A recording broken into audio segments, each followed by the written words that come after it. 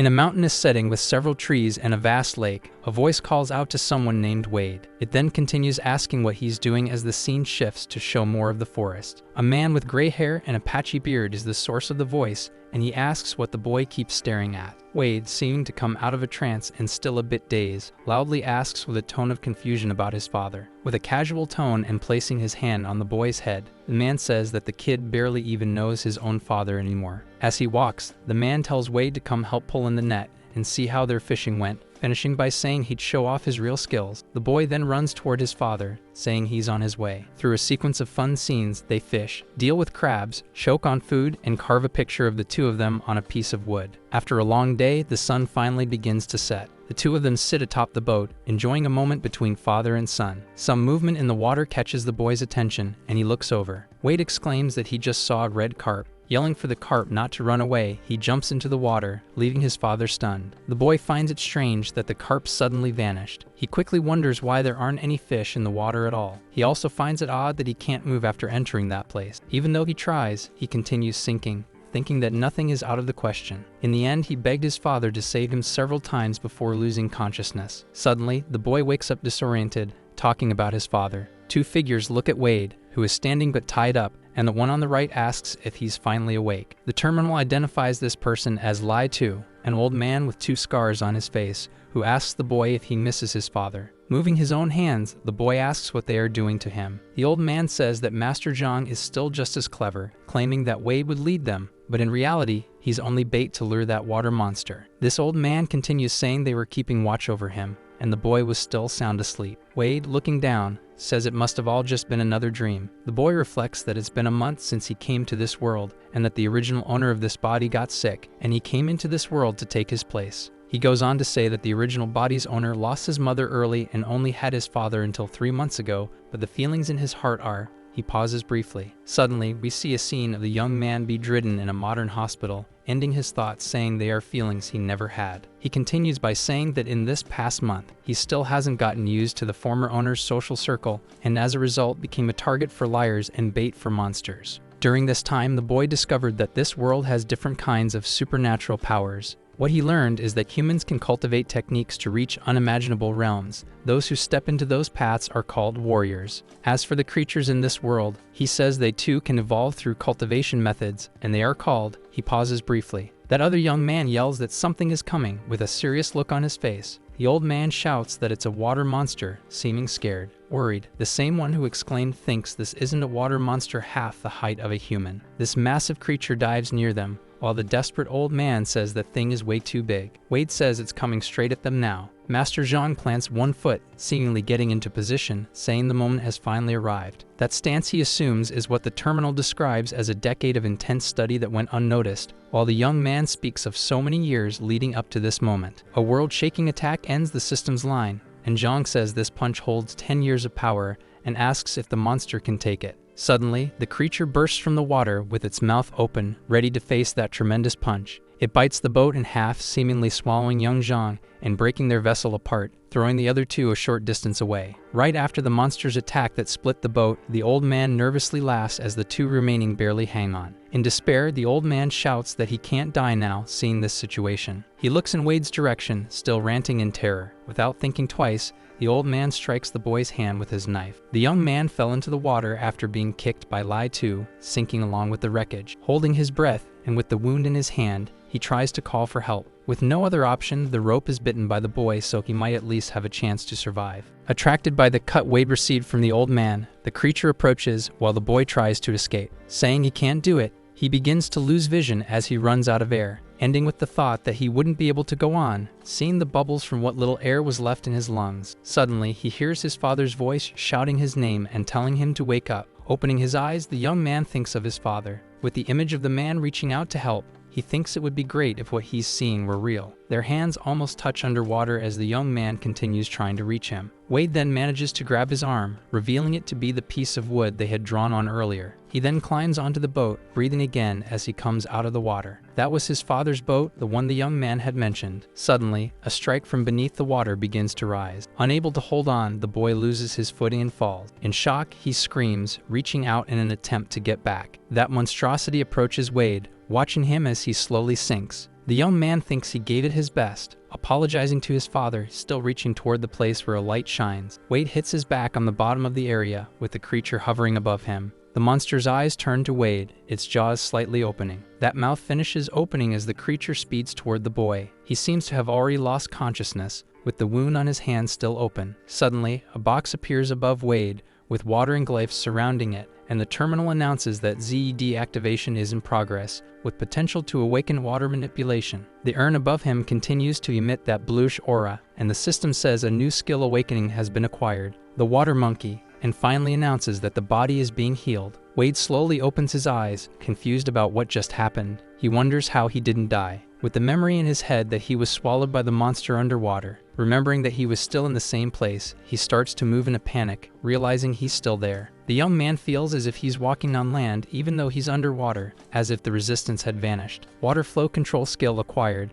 The terminal details, stating that at the cost of physical strength, he can manipulate it. Wade is confused about this new talent of his, even mentioning his breathing, coming to the realization that he can breathe underwater, even noticing that his wounds have been healed, especially the one on his hand. That monster that attacked him earlier approaches from behind the boy. Wade turns and sees the creature opening its mouth to try and bite him again. The young man raises his arms, scared and afraid of what might happen. Slowly opening his eyes after hearing the noise, he feels confused that nothing happened. Wade wonders if the young man created those chains, as the monster remains trapped by his water magic. Still trying to understand, the boy says it might be like one of those systems mentioned in shows. He then concludes that in water, he has no more limits and can even control it. Suddenly, the chains around the monster are undone. Wade realizes that their duration is limited. After being released, the creature charges toward the boy with its mouth wide open. Quickly, the boy leaps over the monster's bite, dodging the attack. Looking down at the creature from above, he says that continuing like this won't work, wondering if there's a way to subdue it. The system informs that the command seal skill has been obtained and explains that by writing ancient runes and using the user as a medium,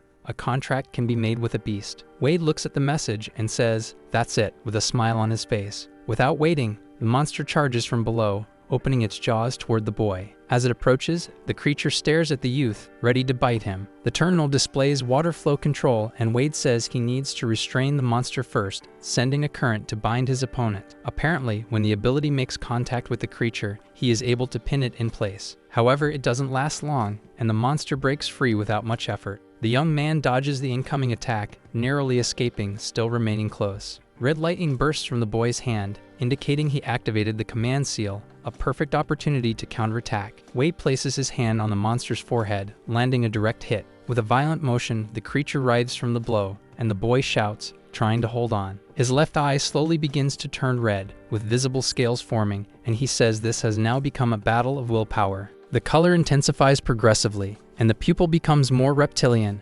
Eventually, he's left with a black eye with orange details, and Wade wonders if he's going to fail. For a moment, he sees what appears to be the boy lying on a hospital bed connected to machines. The magical symbols on his hand glow brighter as he screams that he wants to live. Wade says that the creature is nothing more than a beast, and it will submit to him, pouring all his power into the creature, which seems to be affected by the blow. Still during the night, the movements in the water appear to calm down. Dragging himself out, the young man manages to escape that nightmare he went through. Lying down on the ground, exhausted and with his eyes closed, he says he's alive, relieved. Slowly, the monster approaches Wade, who is lying near the shore. Liang Ku sits down, staring at the creature, and says it was obvious he would handle that beast. The terminal reveals that the young man is its master, displaying information about the crocodile. The boy tells the monster to stay put and that he'll call it if something happens. After taming the creature, a mental connection was formed between Wade and the crocodile, allowing them to communicate and summon each other at any time. Placing a hand on his stomach, hungry, he says he needs to go home,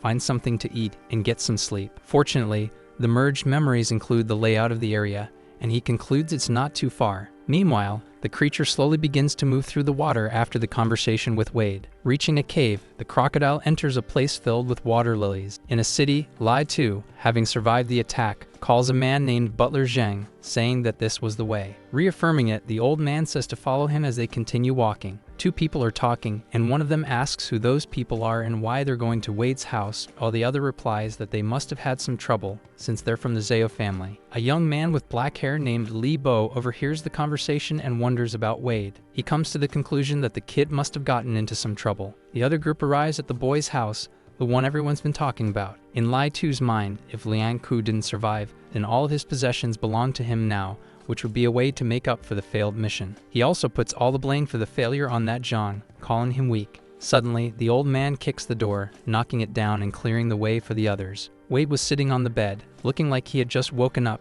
and Lai Tu, pointing at him, screams and asks how he's still alive. The young man then asks what they're doing there. In the boy's house, Lai Tu points a finger at him, unable to believe he survived. With a terrifying tone, Zheng asks what he means by alive or dead, and wants to know why he's been handling everything so recklessly. The old man says this is Liang Ku with a nervous tone. Surprised, the butler asks if it's really him and says it's tremendous luck that he's still alive. Lei Tu comments that living for thousands of years is a major disaster. Zheng orders everyone to take Wade. When grabbed, the boy asks what they plan to do. That man punches the boy in the stomach, telling him to stop talking nonsense. He then asks what Wade is going to do, saying that Master Zhao requested Master Zhang to subdue the water creature for the good of the citizens. Pointing at him, Lai Tu goes on to say that he worked with the beast to kill the martial artist and made the Zhao family lose a lot of money and endangered the city. The young man says it was clearly the old man who set up that trap and used Wade as bait for the creature. Getting close to the boy's face, the man says he framed Zhang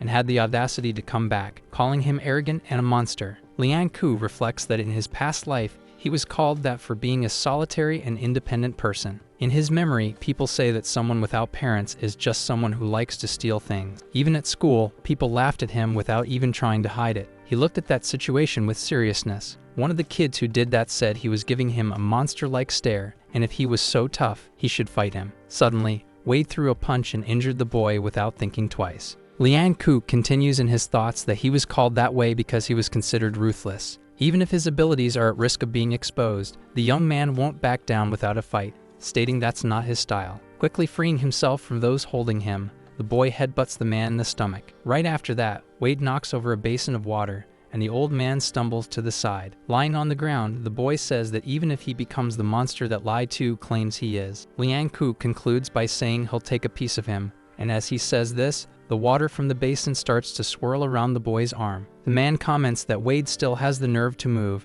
and turns to the butler suggesting they tie the boy up and take him to the Zhao family. Lai Tu whispers in Zheng's ear that they're short on people to handle a certain task, and he also thinks the orphan boy is perfect for the job. After hearing that, the man makes an offer. If the boy agrees to be Master Zhao's adopted son, he'll let it all go, otherwise he'll break Wade's leg. Hearing everything happening outside, people comment that it seems the family's been taking in a lot of children lately, and they vanish without a trace. Someone also yells near the crowd, asking who dares to threaten little Wade. Accompanied by Lei Bo, the village chief Lai enters, saying he's still alive. The butler says this old fool. Clearly irritated, he says he's a high-ranking official of the Great Shun, and asks if he plans to attack a public servant of his. Jane just mutters nervously, "You." Interrupting the butler, the old man says they should show more respect for his position with Master Zhao, and if he keeps talking, he might collapse right there. Seeing the whole situation, Jane just calls him a stupid old man, concluding that he won't argue with him today, and that as soon as he reports this to Master Zhao,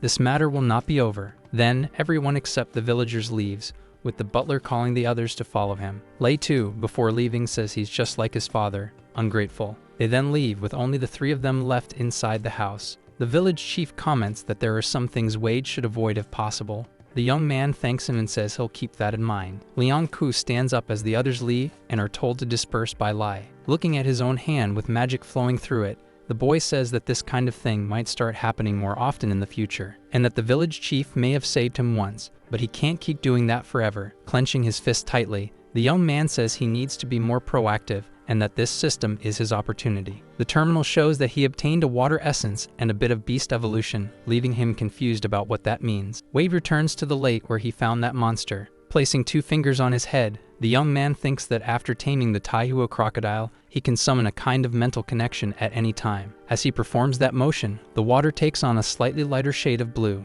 Liang Ku watches as it happens. A stream of water rises from the glow as if something large is about to emerge. Suddenly, a small crocodile jumps out of the lake, landing in front of them. Kneeling down, Wade is completely shocked, asking where the big monster from before went. The terminal explains that tamed water beasts can manipulate their energy to adjust their body size, and that the crocodile's current form consumes almost no energy. Placing his hand on his chin, the boy is intrigued by this feature, saying it's just what you'd expect from the system. Wade asks the crocodile where it found the water essence and tells it to show him the way. That little creature jumps into the water. The boy follows the beast, trying to find the source. A structure made of rocks and covered in algae comes into view for both of them. Wade comments that it looks like an underwater mountain cavern. Looking up, he says this place is truly spectacular as he sees several golden threads leading to some kind of plant at the end. Staring at the strands, he wonders if those are the legendary mystical herbs. When he touches the plant, the system says he discovered exactly what he thought, and it contains water essence, which he can choose to absorb. Wade explains that there are natural treasures that have absorbed extraordinary powers.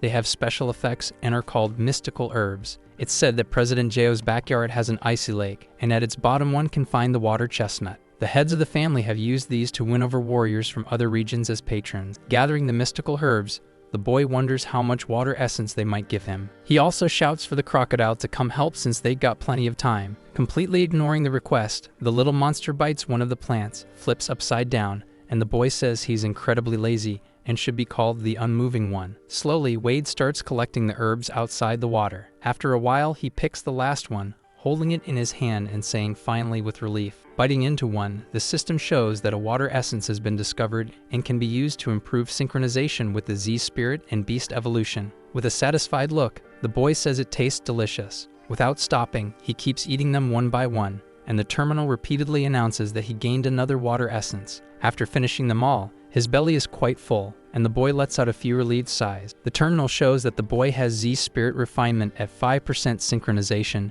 25 water essences, and indicates how many are needed for the next evolution. Looking at the information and talking about beast progression and refinement, Wade concludes that he has to focus on improving himself first. Clicking the add button that appeared in front of him, an image of a creature forms behind him, and he says that his body seems to be improving rapidly, and that now he could fight the people who showed up that day. The system shows that synchronization increased by 2.5% since the last time. While forming water in his hand, Wade says that the force he can control it with is approximately 22.5 kilograms. On top of that, all the food he ate makes him realize that he'll be able to save money for a few days since he's so full. Thinking aloud, the boy says the most important issue now is money. Noting that autumn is approaching, the crocodile's flow is decreasing, and it's not ideal for fishing. Suddenly, a fish flies near Wade. Confused, the boy looks to see where it came from. It was the little monster that brought it. Holding the crocodile in his hands, he calls it dependable and thinks that this financial crisis will be solved if he sells everything. After that night, now in the morning,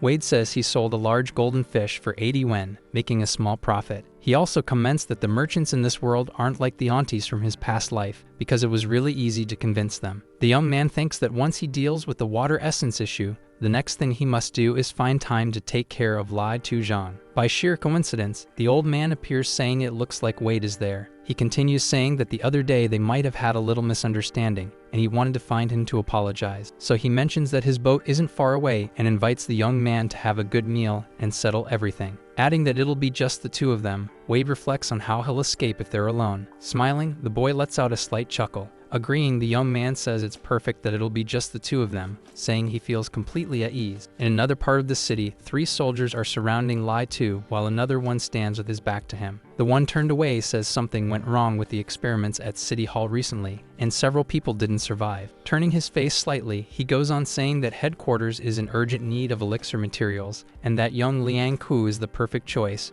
asking if he understands. Lai Tu says he understands, and that the young man won't escape. No matter what happens tomorrow, he'll tie him up himself. The man gets closer and says that if he does this properly, Master Zhao will ask the great figures to help him ascend to immortality. Completely convinced, the old man asks if that's true. Zheng says that's obvious. Lai Tu says he's going to be immortal, and that finally, he will ascend, saying this as he lifts part of his shirt, revealing a reddish symbol near his stomach. Right after that, he shouts that he'll succeed in this mission. Sometime later, the two are already on the boat out at sea. The old man tells Wade to look at this beautiful quiet place with no other boats around them, while Lai Tu discreetly tosses something into the food, hidden from the boy. He says they should enjoy a good meal and settle this problem privately. Looking to the side, the boy asks if he's sure there really are no other boats nearby. The man says there aren't, and that he checked everything very carefully. In his mind, the moment the boy eats that fish soup, he can scream all he wants. No one will save him. Wade, slowly standing up with water magic flowing in his right hand, says that's great. Suddenly, a blast of the young man's ability hits Lai Tu square in the face. The old man falls to the ground and tries to scream. He can't breathe,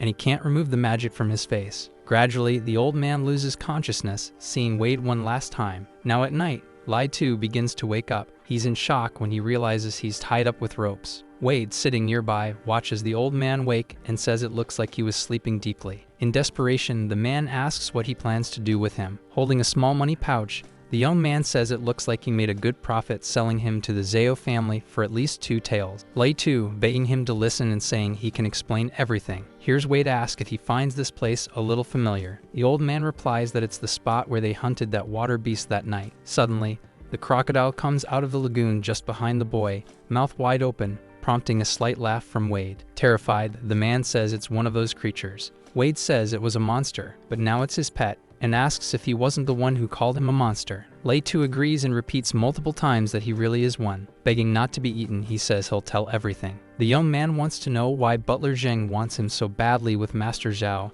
and the reason for hiring so many servants recently. Nervously, the old man says it's for the materials needed for the Master's immortality ascension, and that the elixir must be refined for the evolution. In another location where this ritual is being performed, several people have symbols on their stomachs, and it appears their energy is being drained. Wade says he's captured many innocent people then. Lei too, trying to explain, says he was forced to do it, while in his mind he thinks the boy is useless and should be turned into elixir. The boy picks up a stone, going to strike the man, who asks if he really would. Before he can finish, the young man hits the old man. Wade says that Lai too saw everything, with a terrifying look on his face, now stating that the old man has seen his monstrous side. Falling into the water with the crocodile's hand nearby, the old man thinks he's being taken to the master to be used as an elixir, and that he has to deal with the young man. The young man says that maybe he needs to find a powerful backer to buy himself time to grow stronger. Lei too slowly begins to sink into the water. Part of his shirt lifts, revealing a symbol as his belly begins to move. A new day begins at that lake after all the chaos of the previous night. Everything seems calm, as if nothing could happen to the seagull that just landed on the tip of a small boat. Suddenly, Wade places his arm on the boat, causing the bird to fly off as he rises from the water. With a small crocodile on his shoulder, he lets out a relieved sigh, appearing content. Forming a small current of water in his hand, he says that having this power makes everything more convenient. Wade says it's already been 3 days since he dealt with La Tujan. As he takes some fish out of a small basin, the young man says he's been acting like a regular fisherman, going out early and coming back late, selling to earn money. He even got this boat by using the old man's identity to cover up everything that happened. But the Zhao family forces won't let it slide, and that old man's sudden disappearance will eventually come back to bite him. The young man says he needs to become a martial artist as soon as possible. He then concludes that the fastest way to do that is by enrolling in one of those schools. There are 3 in Pingyang City, and the most powerful one belongs to the Yang clan. It's said that the head of that group possesses immense strength and can break gold and shatter stone, which is why they sit at the top. He thinks that if he can get into that martial arts hall, the Zhao family won't be able to touch him, because if a disciple goes missing, it would cause a huge issue for the school. But the entrance fee is around 5 to 8 taels, and right now he only has 2 wens, so he needs to find a way to earn money more easily. The crocodile grabs the young man's attention. Wade laughs and says he's overthinking again and worrying too much about the future. Ever since his last upgrade, his body has adapted, even mentally. Right after their little break, the boy says it's time to get back to fishing. Since the evolution moving through water feels more and more natural to Wade, he tells the unmoving one to keep up with their race as a form of training. The little crocodile gives the boy a long stare. With a large formation of magical flow, Wade compresses the water beneath his feet, allowing him to propel forward with great momentum. It has the drawback of not being sustainable and requiring a lot of physical strength, but for now, nothing should be able to match his speed. Immediately after saying that, a shadow-like shape swiftly passes by the boy without much difficulty. Seeing this movement, he wonders what it was. Wade yells that it's a mystic fish. In this world, some species have evolved with unique powers. Those fish that live in the Great Swamp are known that way. The boy exclaims that there are 2 of them at once. It's already hard enough to find just one, but he just ran into a pair. These 2 small creatures start swimming away from him as if fleeing. Wade tells the unmoving one to go after one of them. The crocodile begins to emit a powerful aura as it shifts from its current form into its original one. Thus begins the great beast's chase against one of the mystic fish. Wade, on the other hand, turns toward the remaining one and doesn't waste any time giving chase. As he rushes forward, he says he should have brought his fishing net. Using that technique he mentioned earlier, the boy propels himself ahead. Wade stretches his hand forward, and the terminal shows that he used water flow control. The fish becomes trapped inside a bubble created by the boy, immobilizing it. Wasting no time, the boy grabs the fish so it doesn't get the chance to escape. Wade says he got it, holding the fish in his hands. Immediately after, an immense presence slowly passes behind the boy, storing the mystic fish he caught. The boy says today's catch wasn't bad and that he can make a lot of money with it. Suddenly, something grabs the boy by the stomach. Surprised, he's pulled by this unknown force. A massive monster slams Wade to the ground in that lagoon. Coughing violently, he can barely handle it. The creature approaches the boy lying on the ground as the mist begins to clear. Wade asks what the hell that thing is. He heard that there are 6 catfish that eat people under the river in the city of Yixing, and apparently it had to be his luck to end up encountering one. The young man asks what the creature is doing now, as it seems to be using the same magic as Wade to launch an attack. Moving his hand and using the same ability that trapped that mystical fish last time, the young man tries to react to the upcoming strike. By doing so, he manages to cancel out the energy the monster was gathering. He also says that was way too close, relieved that his reflexes were fast enough. Suddenly, the creature moves and strikes Wade, who can't do anything in response, and is just confused as to how it managed to land the hit. The young man finds it strange and says the monster is laughing at him, which actually seems to be happening. That doesn't last long when Immobile arrives and lands a powerful tail attack, launching the other creature downward. Finishing that motion, Wade's ally watches the other fall. Chasing after its prey, the crocodile bites the catfish's neck mercilessly, making it roar in pain, while the young man says Immobile did a great job. Placing his hand on the ground to support himself, the boy says this is his chance. At this point, if Wade doesn't tame the creature, he definitely won't be able to resist it. Using the command seal, the young man says he'll use what remains of his mental energy to subdue the monster. The system warns that doing this will cause a mental overload and that he should stop. Proceeding could cause consequences, but he ignores everything and decides to go all the way. Giving his all, he starts to scream from the sheer effort he's making. The creature's eyes, once filled with resistance, now calm down. Back on the small boat, Wade emerges from the water after that confrontation. Exhausted, he stays lying down, saying he didn't expect to end up catching such a fat catfish with so much mental resistance, almost losing control. Turning his face toward the water, he says, "But the rewards are just as good as all of that." A message from the system appears saying that by capturing the catfish, Wade has gained the ability to evolve. Such an upgrade requires 800 units of water essence to enhance it into the tiger head catfish variant. The young man says the catfish's name will be Gordonho, saying it suits him well. Now the boy says it's time to see how much they caught, turning everything over on the floor of the boat. That other mystical fish comes from Immobile's mouth, who had stored it inside. Placing his hand on the crocodile's head and petting him, the boy says he really is trustworthy. A massive amount of fish ends up at the base of the boat. It was a great day. Wade says he wants to try eating the small mystical one first to see if it boosts his strength or not. Right after that, only bones and spines are left on the floor. The young man, holding the leftover horn, says he'll keep it as a memento, and the system shows that his water essence increased by 18 points. Seeing this information, Wade is surprised, comparing it to the equivalent of 18 mystic lotuses. He reflects out loud that if the small one gives all that, maybe the larger one delivers 3 times more, or even 53 points, possibly breaking the 10% barrier. Changing the subject, the young man thinks he should first set some aside for his payments, but ends up concluding that might be a bit too much. In the city of Yixing, the marketplace is full of people moving around. Wade is among them, looking around. Someone says that last month's festival has already passed, and asks what the current celebration is about. A young boy named Chen Ji-chang holds a mystical fish that appears once every century, weighing 1 kilo and 18 grams. People seem impressed. Another, watching from afar, wonders if he really managed to catch one of those. Wade, excited, moves through the crowd,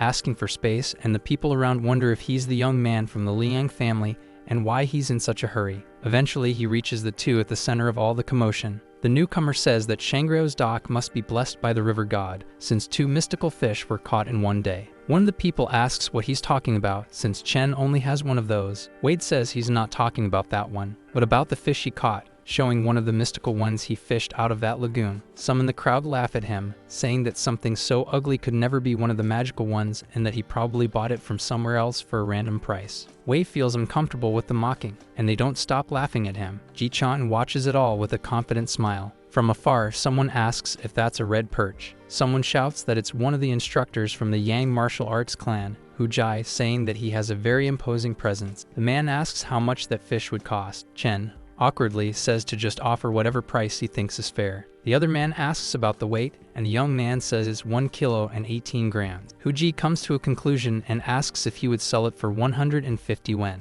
Delighted, the boy says he'll sell it immediately, without even questioning. Wade tells the man to check out his fish too, lifting them up. The crowd tells him to be ashamed of bringing something like that, and warns that if he upsets the instructor, everyone might get dragged into it. Huge takes a good look and asks if that's an oxhorn pomfret. It weighs 1 kilo and 61 grams, says the boy, not even knowing the name of the fish. Getting closer, the instructor says he'll take it for 325. The crowd is shocked. One woman is surprised that her family hasn't managed to make even 300 through generations. Even Chen, who was nearby, is stunned by that information. Wade says he'll sell it gladly, while the other young man looks a little discouraged. He gets to the point where he just walks away from the whole thing. The boy asks why his fish is worth twice as much as the other before handing it over. Hujai explains that the horns can be used in medicine, especially for sealed pills that boost vitality and break blood stagnation, making them valuable to instructors. Wade thanks him and thinks to himself that it's a good thing he kept some of those horns as souvenirs. Now reaching late afternoon,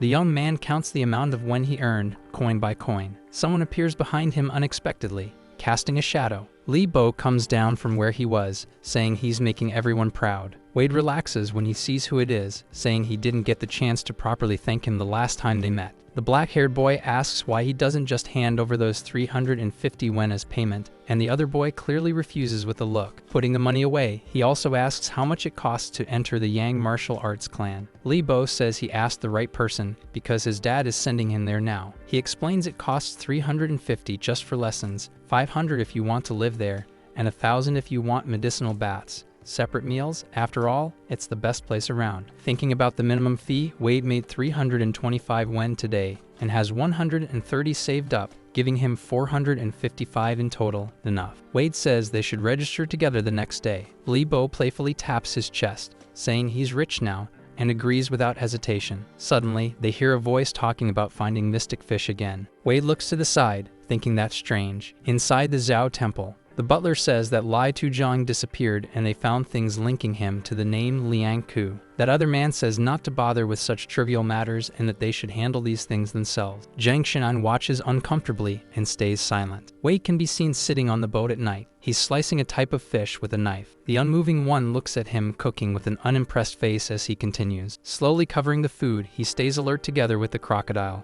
Later, when he uncovers it, the cooked food looks great and gives off a perfect aroma. He takes a sip after it's done. After tasting it, Wade says it's fresh and fragrant, clearly loving it. He tosses some of the food into the water and tells the two down there to eat too. The system shows that he gained 24 water essences as he watches the two sleeping. As expected from a mystic fish, the boy says all the power is coming to him rapidly, and his strength has grown a lot. This time he was really lucky, and Faye found another treasure fish. Placing a hand on his chin, he says it's time for a power-up, 18 from the catfish plus these 24. Wade places his hand on the system and clicks to reset. A powerful aura rises behind him, and he says his power is increasing steadily. The system updates, showing that his synchronization has now reached 11.7%. Punching the air, the young man says that having a training partner would be perfect right now. He even mentions that his water control has improved significantly as he moves Gordon Ho from his spot, scaring him. Wade says he only gave a bit of leftovers to the two little ones and that their evolution requirements have decreased. The terminal shows that both the crocodile and the catfish now need only 799 water essences for their next upgrade. Holding the box that awakened his powers with magic,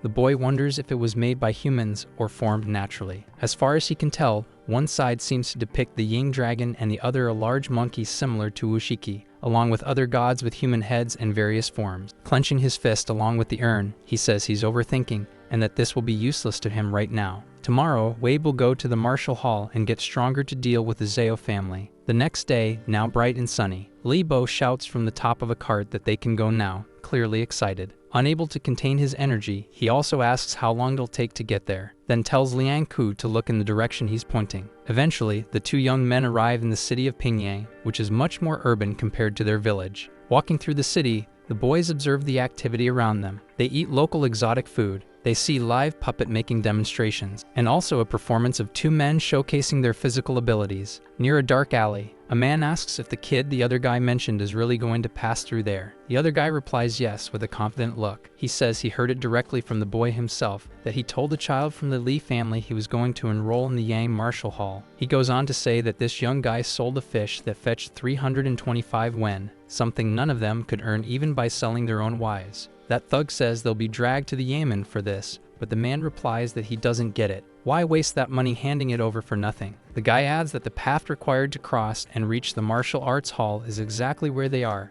and no one is passing by, making it the perfect time for their plan. One of them shouts to stop talking because the two are coming. Lee Bo asks the young man how many people he thinks he'll be able to take down after training, and the boy replies that he has no idea. Wade thinks that he doesn't even know how many he can handle using his true strength, assuming there aren't too many. One of the thugs steps in front of their path, drawing their attention. Their boss says they meet again and demands that he hand over all his money. He goes on saying he can hand over all the cash or they'll bury them right there by the side of the road. Wade decides he's going to have to beat him down to get through. Without backing off, their boss charges forward with his fist raised for a punch. Wade is way faster and lands the same punch straight to his face, even breaking a few of his teeth. The young man sees another thug approaching from behind with a serious expression. He elbows him as a reaction to his approach, then grabs him by the head afterward, throwing that man toward another one who was standing, knocking both of them down. Wade, using the opening he created, punches the face of the last one standing. The force is so strong that it cracks the ground. Lee Bo says it was so fast and that the whole fight ended in just 9 moves. Looking at his own hand, the young man sees the damage he caused, thinking that his physical abilities really did increase significantly. The other boy asks when he got that strong,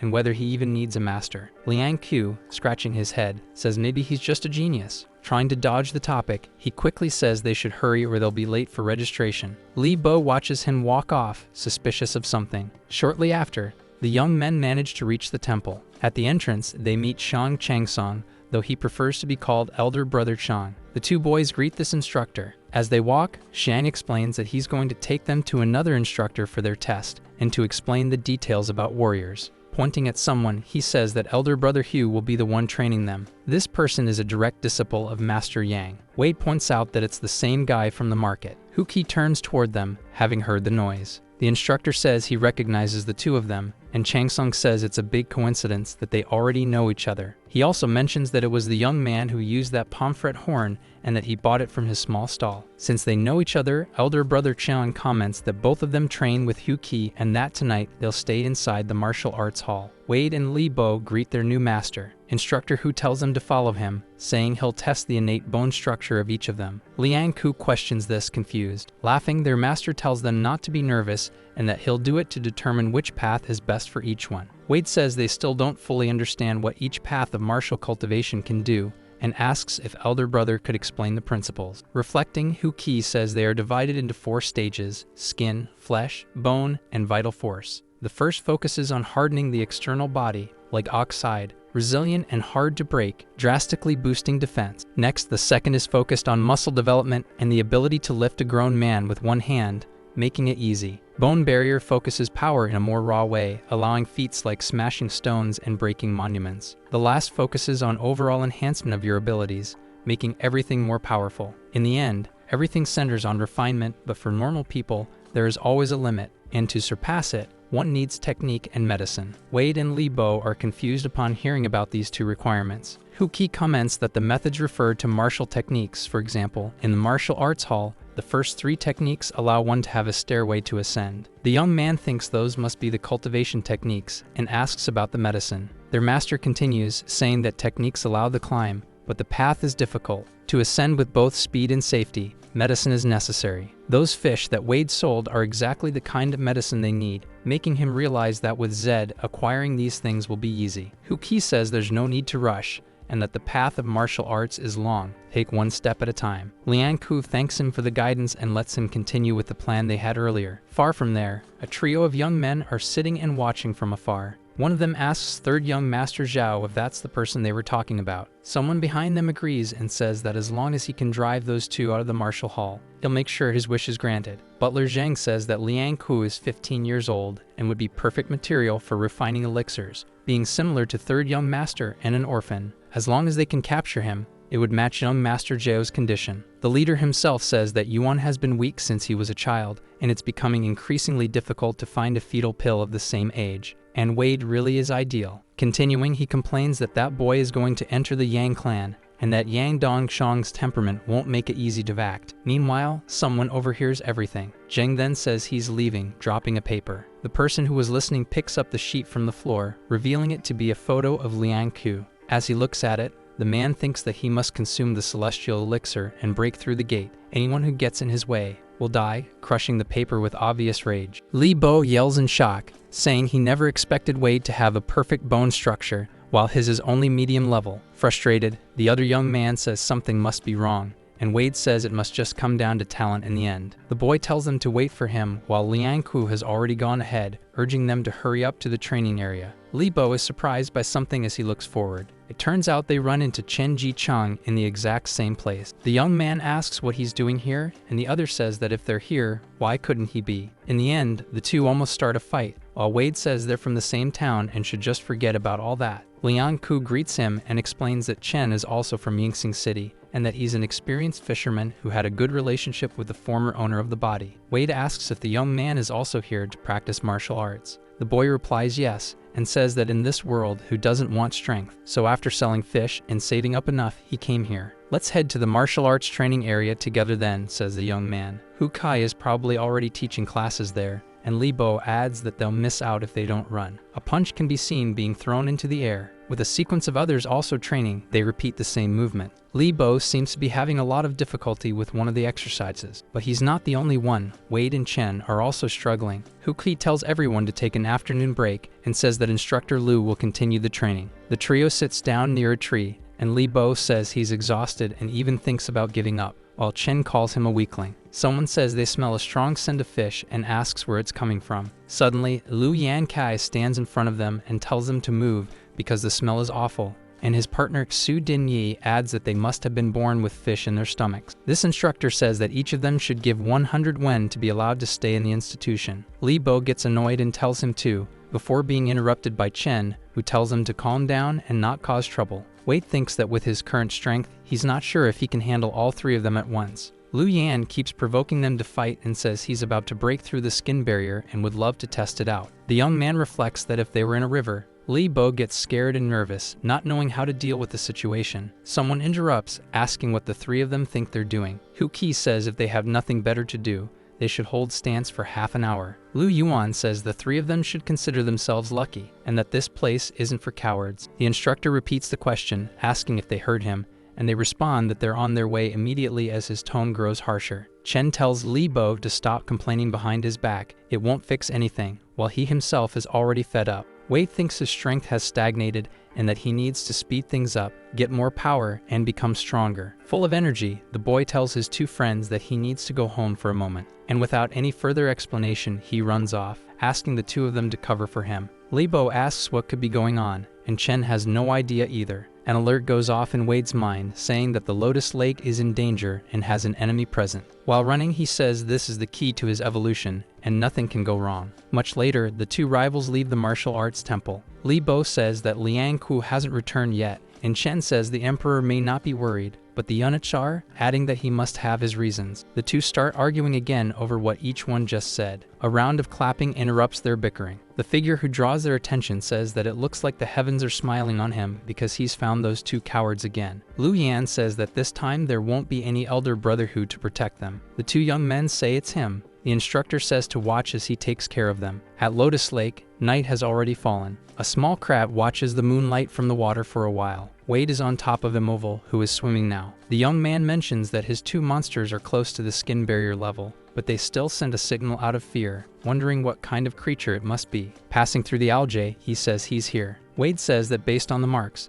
this monster must be massive. His two partners now shrink back to their smaller forms. He realizes that after eating the treasure fish last time, their synchronization rose to 11.7%, and he can now control 35 kilos of water. More importantly, his perception in this terrain expanded from 1 meter to 6 meters, allowing him to see detailed surroundings clearly. Even so, Wade seems worried by what he senses and sees. The young man doesn't know how to define such a creature as he stares at it, wondering if it's a crab. but as the monster reveals itself, Wade says it's way too big. The boy is shocked that a creature like this could gain sentience, and based on what the instructor said, any beast like that likely surpasses the spirit level, probably being one. Wade thinks it must not be that strong if Immobile and Gordino even had a chance to escape, but he wonders if he can really do it without a plan. To become stronger means to follow something, but Wade slowly remembers that he's already been called a monster before. They also said he was exactly like his father and didn't know what was truly good for him, and that there's no room for cowards. Wade says that accidents and danger have always been part of his life. Life-changing events require risk, and only the truly important things happen by chance. Insignificant ones are planned carefully, so the young man refuses to accept something like that. If something is within his reach, he won't just leave it behind and give up.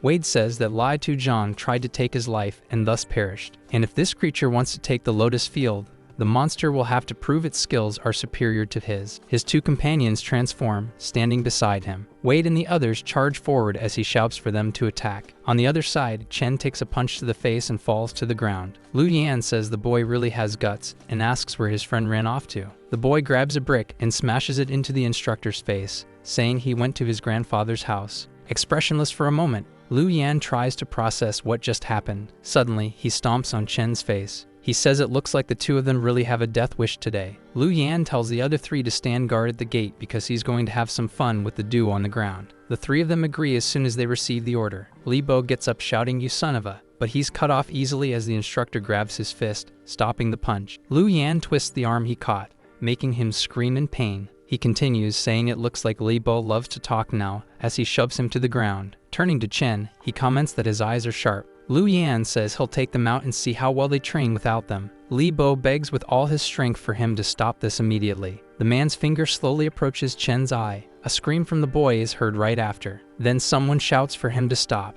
At the bottom of the Lotus Lake, the crab holds a stone. Eventually, it crushes it easily with its claw. The debris flies through the area, and Wade still manages to dodge them. He complains that its shell is incredibly heavy and invincible. The unmoving one says the creature can't move. Right after that, the crocodile bites the crab's leg. Wade casts a spell called Empty Water Current, which begins to surround the monster. Gordon Ho observes this beside the boy. Coughing, he complains that he lost control because his mental energy is failing. As a result, the bindings break, freeing the creature. The crab prepares to attack again. A surprise strike from above by Gordon Ho manages to stop it. Wade tells the catfish to grab it confidently. The creature begins to move wildly, breaking some of the nearby lotuses. Annoyed, the boy gets frustrated at seeing his plants destroyed. An attack from the monster comes at Wade, who tries to block it with his staff. But with such power behind it, injury is inevitable, even if he succeeds in defending. The young man manages to land on the ground and stay on his feet. He then declares that this monster won't leave here alive today. With a claw attack coming in close,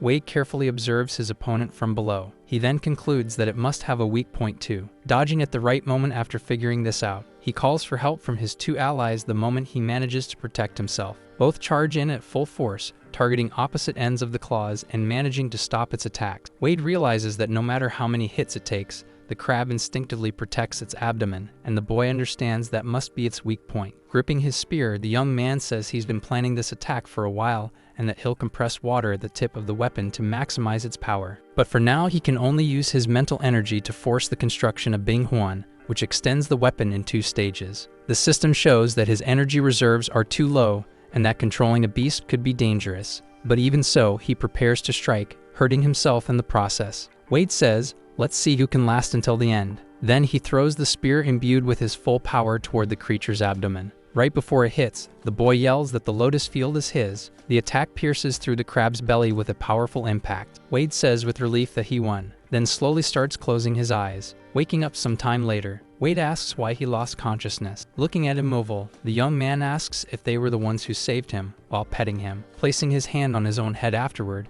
Wade says his head hurts a lot and that he'll have to use that technique more carefully next time. Paying attention, he realizes he was actually resting his hand on top of the crab he defeated. In shock, he yells that they also brought that damn monster there. Wade says it must give a good amount of water essence. Immobile draws the young man's attention to the monster's belly. He approaches and asks if it was a female. Looking closely, he sees a large number of eggs and says it's a shame he couldn't tame this monster, since its power would have increased so much. The young man wonders if that command seal might still work. Grabbing a stone, the boy intentionally wounds himself to test it. The system shows that the skill was used on the egg. When he removes his hand, it looks like the mark remained in place, Wade asks if he really did it. The egg starts to move, and suddenly a small crab claw breaks through the shell. Then it reveals itself to be one of that monster's kind with 2 massive eyes, and the terminal says he tamed a stone-tight creature, and evolving it costs 8,000 water essences. Wade breaks off a piece of glowing meat. He immediately eats a large portion of it, and the system says the fusion rate increased to 10.4%.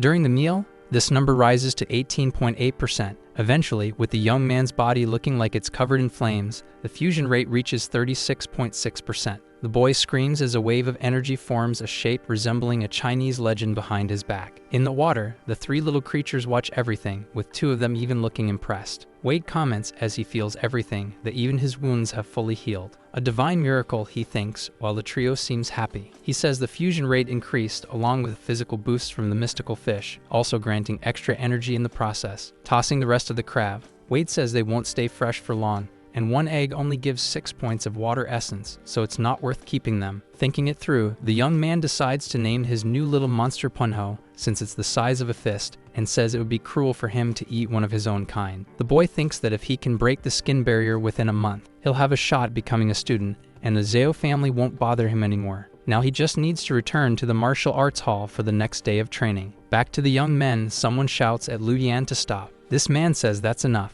Lu Shouhe says the martial arts hall has its own rules. Mocking, the other man says that's not his decision to make. He's just following orders from the 3rd young master Zhao. The instructor seems shocked upon hearing that. Lu Yan asks whether he's going to follow the rules of the martial hall or the Zhao family. Laughing, they say this instructor was gone for a few days and already forgot who his master is. Still on that, the man says that if the Zhao family hadn't taken him and his father in, where does he think he'd be? Wouldn't it be better to stay as an obedient dog? Doubting the other, Lu Yan asks if he forgot that his father is still in bad shape and finally tells him to say something nice and he'll let this go. Lu Shouhe apologizes and thinks to himself that he will protect his family, no matter what happens to him. They pointed at him, laughing, calling him a dog, saying now he's finally doing the right thing. Someone spits in Lu Yan's face, interrupting the laughter. Chen, lying on the ground, was the one who did it, and now finds it funny. The young man says he can't even watch him playing those tricks of his, calling it pathetic. Lu Yan, wiping his face, starts laughing again in a sadistic way. He suddenly kicks Li Bo right in the arm that had already been injured. Screaming in pain, the young man can barely endure it, while his attacker tells him to keep playing the hero a bit more, saying he won't even lay a hand on Chen. He'll just make his friends suffer instead. The boy shouts for him to come after him if he dares. Lu Yan asks if he really thinks someone is going to come save them, and says Instructor Hugh isn't around, so who's going to save them now? At the end of that sentence, one of the thugs goes flying after the injured man. Surprised, he looks back. A familiar shadow approaches, with one of its eyes glowing. Wade arrives with a serious look, staring off to the side of him. Chen asks about the boy while standing next to Li Bo. Wade, surrounded by red flames, says that he promises that he's going to knock out every single one of Lu Yan's teeth as the fire around him intensifies. On top of a roof near the conflict, 2 men observe everything. Hu Qi tells his master that it's his fault because he was too happy about breaking through the vital energy barrier, ended up drinking too much, and arrived late. He also didn't know that Lu Shouhe had such a stone-cold heart. Yang Dongshinong says that this is exactly why he hasn't been able to break through the vital energy barrier, because a warrior without courage is like a body without breath. Hu Qi suggests they help Liang, commenting that he's a rookie and Lu Yan is about to break through the skin barrier, and there's no way he could win. The master says the vital energy of the young Wade is intriguing. Lu Yan asks if he really thinks he can break his teeth. Clenching his fists, the boy says he already told him that he's going to break everything, charging forward fueled by rage over what the instructor did. He says that Wade is just a mere fisherman and tells his goons to catch him. Wade drop kicks the man in the middle. He also dodges one of the punches with ease, being in a state of intense focus, counterattacking with more power straight to the thug's face without difficulty. One of the thugs yells to take his kick as he attacks, then warns Wade not to get cocky. Meeting the same fate as the others, he takes a strong punch and is sent flying. The young man says it's Lu Yan's turn now. With a red aura, the instructor says that just because the kid defeated everyone else, it doesn't mean they're on the same level. This is only the first sign of the barrier. Their eyes lock, signaling that a fight is about to begin. Lu Yan tries to land a punch on Wade, but he blocks it with his arm and counterattacks with a kick to the instructor's stomach, followed by a blow to the face. The boy is angry about everything that happened, and it seems it won't end just there. With an upward strike to his opponent's chin, the boy delivers a decisive blow.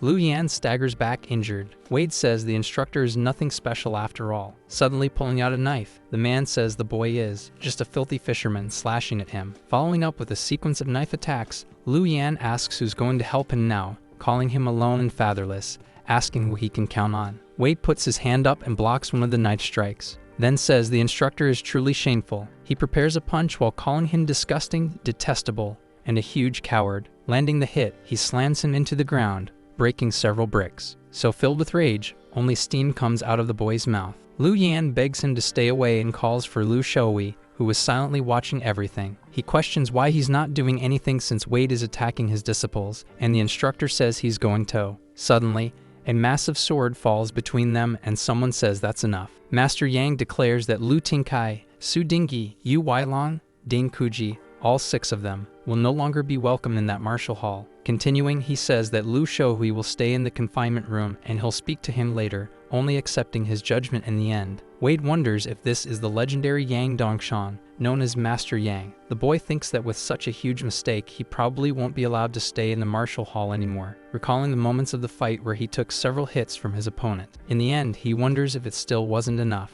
Master Yang asks if his name is Liang Ku, and he confirms. Then he asks if the boy would like to become the master's personal disciple. Wade is shocked, turning his head toward him. The master extends his hand for the boy to take. In the Yang household, morning arrives. 2 young men chat about how the master officially accepted his 9th personal disciple that day and said he was a pretty handsome kid. A girl speaks to Liang Ku. She says she brought the ceremonial clothes with her colleagues and adds that she'll help the boy put them on. Wade refuses the help and says he'll dress himself. The girls walk away laughing a little, leaving everything to him. Sighing, he looks down with his eyes closed in relief. Wade says it's been 2 weeks since he defeated Lu Ting Kai. Thinking, he continues, saying that Chen and Li Bo's injuries have greatly healed thanks to Master Yang's treatments. He says he's no longer alone, that he has brothers, sisters, and the support of his new mentor. Wade concludes that it's time for revenge against the Zhao family. Somewhere else, someone says that Liang Shidi was holding back that night. Hu Qi says someone who just entered the martial hall already defeated someone who was breaking through the skin barrier. Su Zai Shui says he's heard enough. It's been 2 weeks of nothing but that. And Sen Chan Song comments that if the master summoned him just by seeing him, he must be incredible. Zhuo Xiaoqin asks the 4th brother if he's jealous of the newcomer and questions what he gave him this time. The guy says he gave him a tungsten steel guard with a confident look on his face. Hu Qi tells him not to provoke Sen Chan Song, and that it must have been hard saving up money for that. Looking back, the instructor says Wade is coming. Wearing new clothes, the young man approaches the others.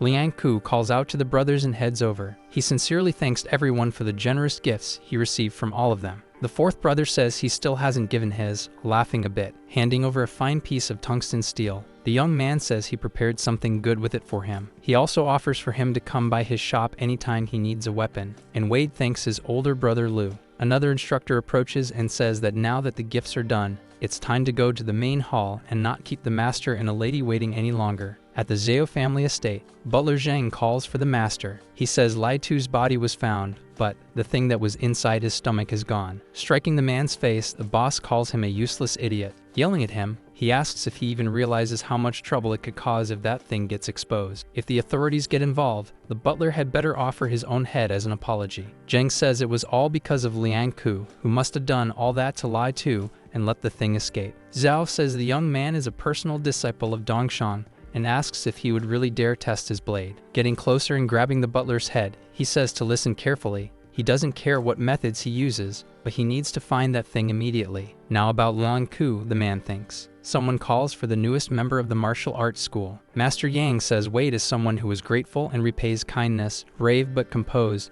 and diligent in his own way, ending by asking if he wants to become his disciple. On his knees, the young man agrees to the offer. The elder continues, saying that by joining, he must remain humble and open-minded, disciplined, and respectful toward teachers and elders, and faithful to everything. He must not harm fellow disciples, act without justice, or abuse his power to oppress others, then asks if he understands. Wade responds that he fully understands. Master Yang says that the moment he drinks that tea, he will become his 9th direct disciple, and from now on, no one will be able to threaten or insult him, then asks if he understands that. Wade says he understands once more. During the day, after Liang Ku's admission as Yang's disciple, several young men are training, punching the air, and someone yells for them to take a break. Most of them are completely exhausted afterward. Two guys talk about how Wade will receive training from Master Yang, and the other says he really is lucky for a nobody. What really satisfies them is that Liu Yan and his gang were expelled from the martial arts school, and they say there are other instigators after them. A man who overhears everything gets stressed, repeating the name Liang Ku in his head. Hu Qi talks to Wade, asking if he knows about the 4 barriers and the 7 paths,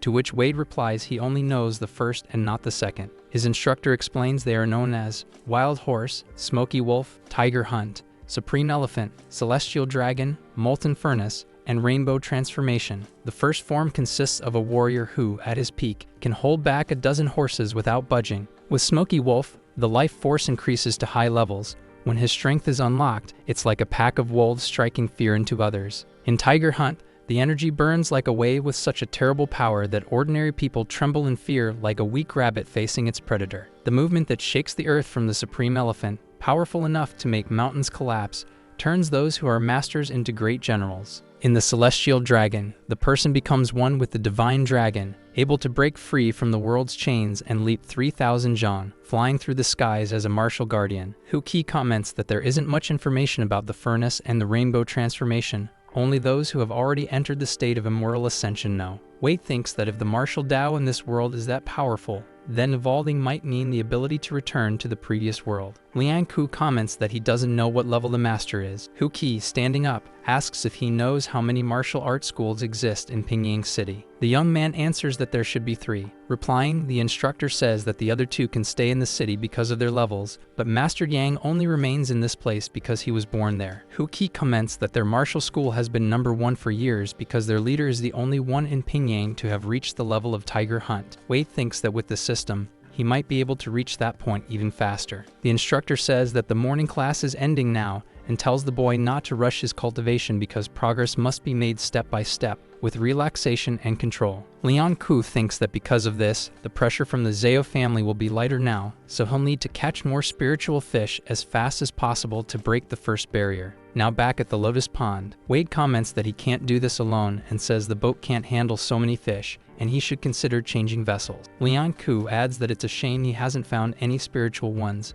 wondering when he'll be able to catch one. Opening the system, the young man sees that fusion has reached 37%, and that if he catches one, he might have the chance to break the first barrier. The terminal shows updated information about his companions as well as the amount needed for their evolutions. Suddenly, a feather falls near Wade. Staying alert, he looks around trying to identify where it came from. Liang Ku asks what that sound was as he puts a hand on his face after a splash of water hits him. Wade notices something, wondering what that thing could be. The water rises with a wild battle between 2 figures behind it. Liang Ku comments that it's a primordial frog biting a giant bird. The bird throws the other into the water during their clash. A wave forms from the creature's fall, heading straight toward the young man. When it hits the boat, his fish spill from the box, and he yells after them. With the vessel completely destroyed, his former income sinks back into the water. Wade, holding onto the wreckage, looks at what happened. That bird screeches, and some kind of energy seems to be released. Hitting the young man, he says it's a mental attack. Liang Ku, after taking the hit, begins to sink into the water. Wade soon wakes up slowly. The little fist is in front of him, wiggling its tiny claws. Liang Ku asks if he passed out again and says that once more his companions saved him.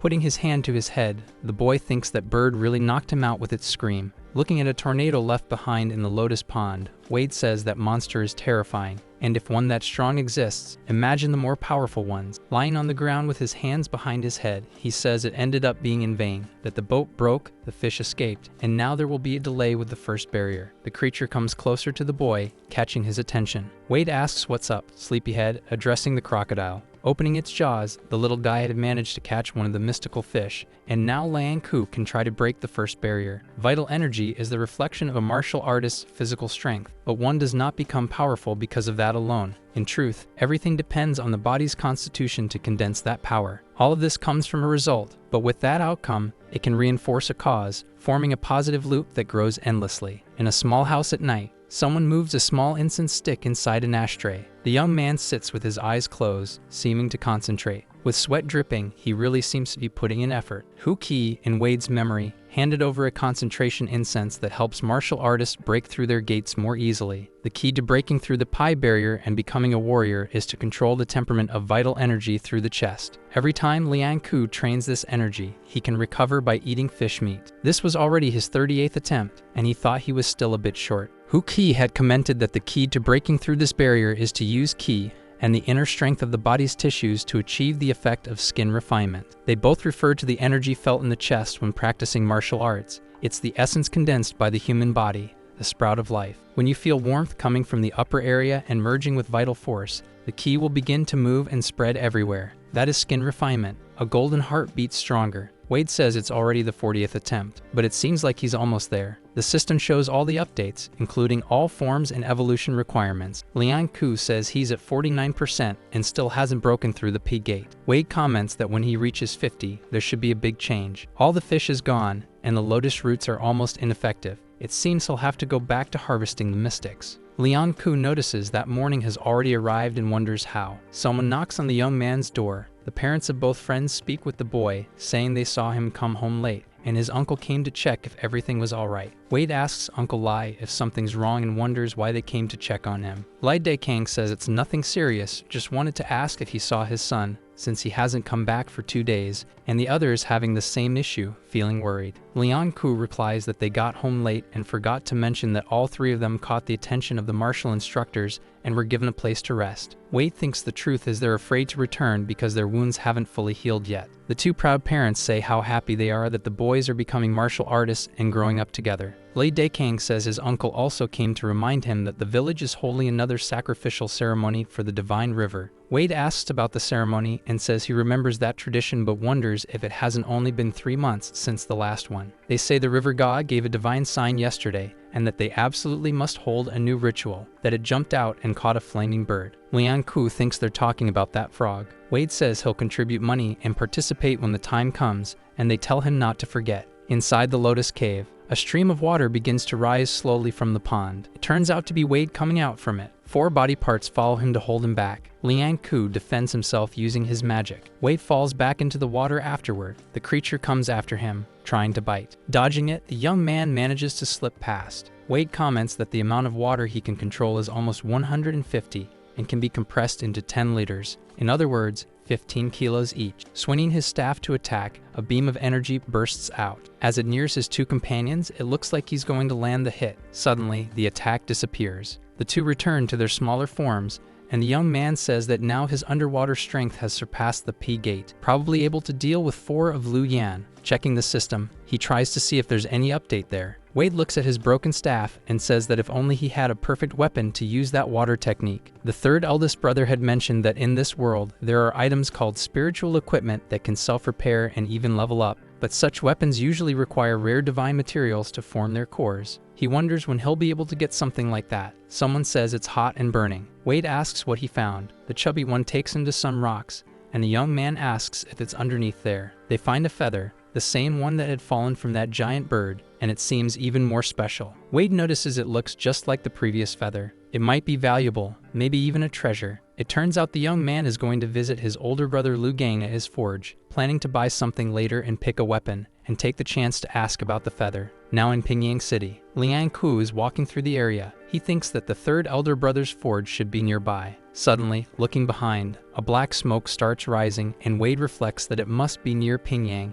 and he'll ask about it later. He arrives at Lu Min's blacksmith shop. There's the sound of a hammer striking metal as he approaches. A young man says the younger brother showed up looking sweaty from the effort. Liang Ku says he found something interesting while fishing in the morning and came to ask him about it. Showing the feather, Lu Min shouts in shock that it's a crimson molt feather of fire, saying it's a real treasure he's found. Wade thinks it's a treasure and asks if he recognizes it. His brother says yes, and that it's an incredible find. Explaining, the young man says it's a feather from a crimson firebird, a rare spirit. When encountering danger, it injects all its life essence into its wings as it spreads out. Among them, one will hold most of this energy, known as the Golden Scarlet. With it, the bird can be reborn, somewhat like a lizard's tail. Wade, excited, asks if it's really that powerful and wonders if this is one of those feathers. Lu Min laughs, saying it's not one of those, but still a great find. Liang Ku then asks what he should do with it. The young man replies that he shouldn't just absorb its energy, he could forge a spiritual weapon with it, asking if he's already decided what kind of equipment he wants. Wade replies that he has already made up his mind, reflecting on the fight with the stone crab.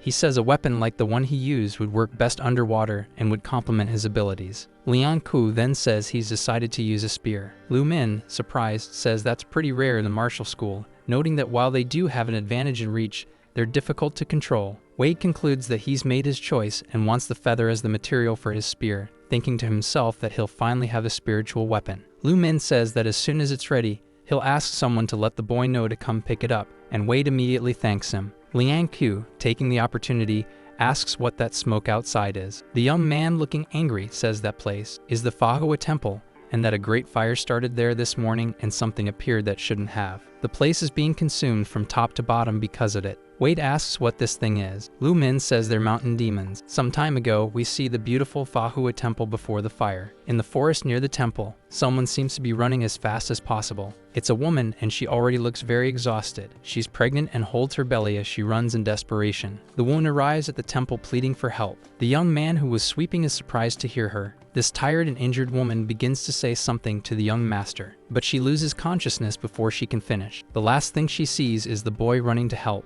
and then she finally faints. When the woman wakes up again, she sees two men in front of her and hears someone calling her. That same voice calls for the master, saying the young lady is waking up. The young master is watching her alongside an old bald man who greets her and says she has finally awakened. The woman wakes up confused and asks where she is. The old man replies that this is Manhua temple and asks what happened. She says she came from Huashu City and that 3 months ago she came to Pingyang to visit relatives, but she didn't expect to encounter a group of mysterious bandits. The bandits blindfolded the young woman and took her to a strange place. They removed the blindfold, but she was still tied up. The woman says that place was a real hell and that the people there had been turned into demons. These people looked more like zombies and had glowing symbols marked on their bellies. The old man asks if the bandits kidnapped her for ransom. She makes a terrified face and says no, and in fact, what they said was that those people were materials for refining pills. One of the bandits yells for the so-called pill to rise, and the belly of a man starts to glow and swell as he lets out a scream. The hooded bandits press their palms together, and the symbol on the man's belly glows even more. One of the hooded figures takes out a very sinister-looking blade. He raises the blade, ready to do something,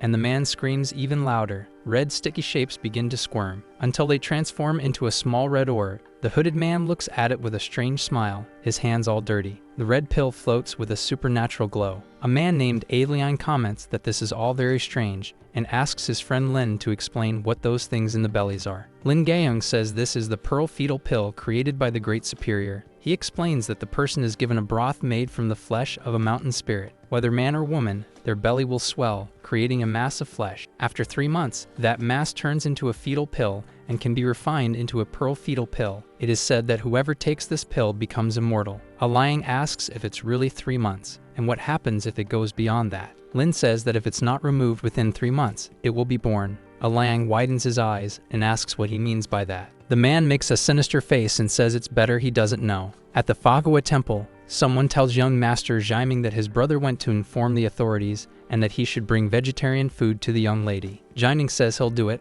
already holding a tray with warm food. He opens the door and asks if the young lady is in the room. As no one responds, the boy decides to enter. He sees a shadow lying on the bed and assumes the guest must be asleep. But then he notices something. What is this red liquid beneath his foot? A sound can be heard inside, and the boy becomes frightened. A grotesque and filthy figure appears in the room. Above the waist, it looks deformed, and he wonders what that thing is. Jiaming begins asking the creature about the girl from earlier. He trembles as he questions what was on the bed. The young woman really was there, but she didn't look well at all. Jiaming screams and drops all the food. Then the boy feels a drop fall on his head. He looks up, terrified and shaking. Hanging from the ceiling is another bizarre creature with claws and sharp teeth. The drop Jiaming felt came precisely from that terrifying being. Walking through the forest are 4 men, and one of them is a monk. One of the men thanks young hero Lu for offering his help in the investigation. Without him, they'd have to ask the master to send someone. The hero says there's no need, since it's the duty of all warriors from his martial arts school. Lu remembers Zhang Xiang asking him to go to the Fagua temple to help hide just a few victims, and also remove a few things from there. He asks what those things are,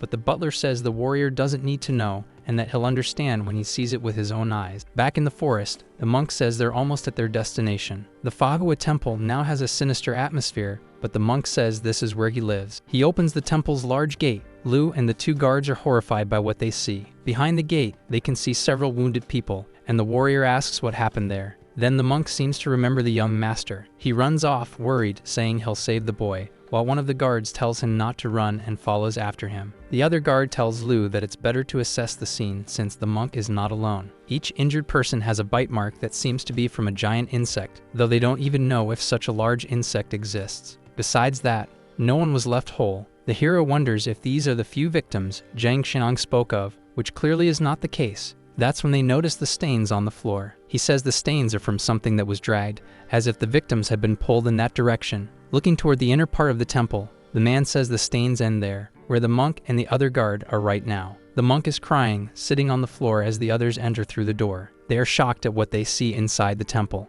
The guard asks what the hell this is and what happened in this place, and Lu wonders if this is what Zhang Xiang wanted removed. They look at something that resembles an egg, with several deformed creatures around it, and the guard says all the victims are there. The monk is terrified and can only repeat a mantra. Suddenly, the door closes behind the four of them. One of them asks who's there. He keeps asking who closed the door, while Lu says it doesn't matter. What's inside the egg is about to come out. The guard wants to know what those things are. They seem to be mountain demon eggs, and the warrior says it's the mark of the Ghost Mother sect. The other man asks if it's really from the Ghost Mother sect, one of the few remnants of the ancient dynasty. Lu says that when a mountain demon is born and absorbs enough flesh, it begins to prepare for the second phase. Now that the nest is ready, the egg will move on to the next stage. This next phase is of a creature with the strength of a wild, uncontrollable warhorse. The poor guard becomes terrified just imagining a massive beast with no control. That's when a clawed hand bursts out from inside the egg. The creature plants its slimy arm on the ground. It's born, the second phase of the mountain demon. The monk trembles upon seeing this horrifying being in front of him and keeps repeating his mantra non-stop. The creature is so fast that it's barely visible as it charges straight at them. It lands a direct hit on the monk. The other guard shouts for the young monk. He runs to help, ignoring his friend who begs him to wait. The creature stares at the man with glowing eyes and enormous teeth. Its hand grabs the guard by the face and throws him to the ground. He gets struck and crashes down hard. The demon grabs him again, and the poor man begs hero Lu to save him. But Lu realizes that this creature has already reached the second phase, and he himself hasn't broken through the 4 barriers yet. He thinks he should give up, that he could use his strength to break the door easily. But what if this monster escapes? A desperate scream comes from the man's mouth as the creature holds him. The hero decides that the most important thing is to survive, that he has always lived this way, always adapted. If he closes his eyes and can't see, if his father is safe, but acting like this is disgusting, Lu thinks while the guard continues to beg for his help. The warrior finally draws his sword, and the monster turns its attention toward him. Lu makes a motion through the air with his sword as the demon prepares to charge. Standing in front of the man, our hero says that today is the day he'll test the strength of a wild warhorse. Holding a wooden sword, a young boy says that one day he'll be a great hero like Gang Dongshan, recognized throughout the country. A little girl tells Lu that he's really cool, and he says he's going to the city with his father. His father says they're going to work at Master Zhao's house, and the boy believes this is his chance. The girl smiles and says the warrior will make it. Sometime later, a young Zhao Xu Yuan laughs at Lu lying on the ground, convinced he'd never get into the martial arts school. The boy even says that a motherless trash like him should rot along with his sick father for the rest of his life. Now in another place, someone is coughing. In a room, the father takes care of the little warrior and asks if he fought with young Master Zhao, but his son says Zhao started it. The man calls Lu a fool and says he shouldn't draw attention outside the house, just respect his elders and be humble. Our young hero looks regretful and says he understood what his father meant. But his father ends by saying that no matter what happens, he must become someone he himself can respect. Lu wonders what his master would do as he remembers him saying that everyone who follows him must be humble and open-minded. And then he returns to the present, seeing the demon in front of him, still remembering the master's words that his followers should never be arrogant. Lu charges forward with his sword in hand. He's heading straight for the monster, but he keeps thinking about how his master said he must respect elders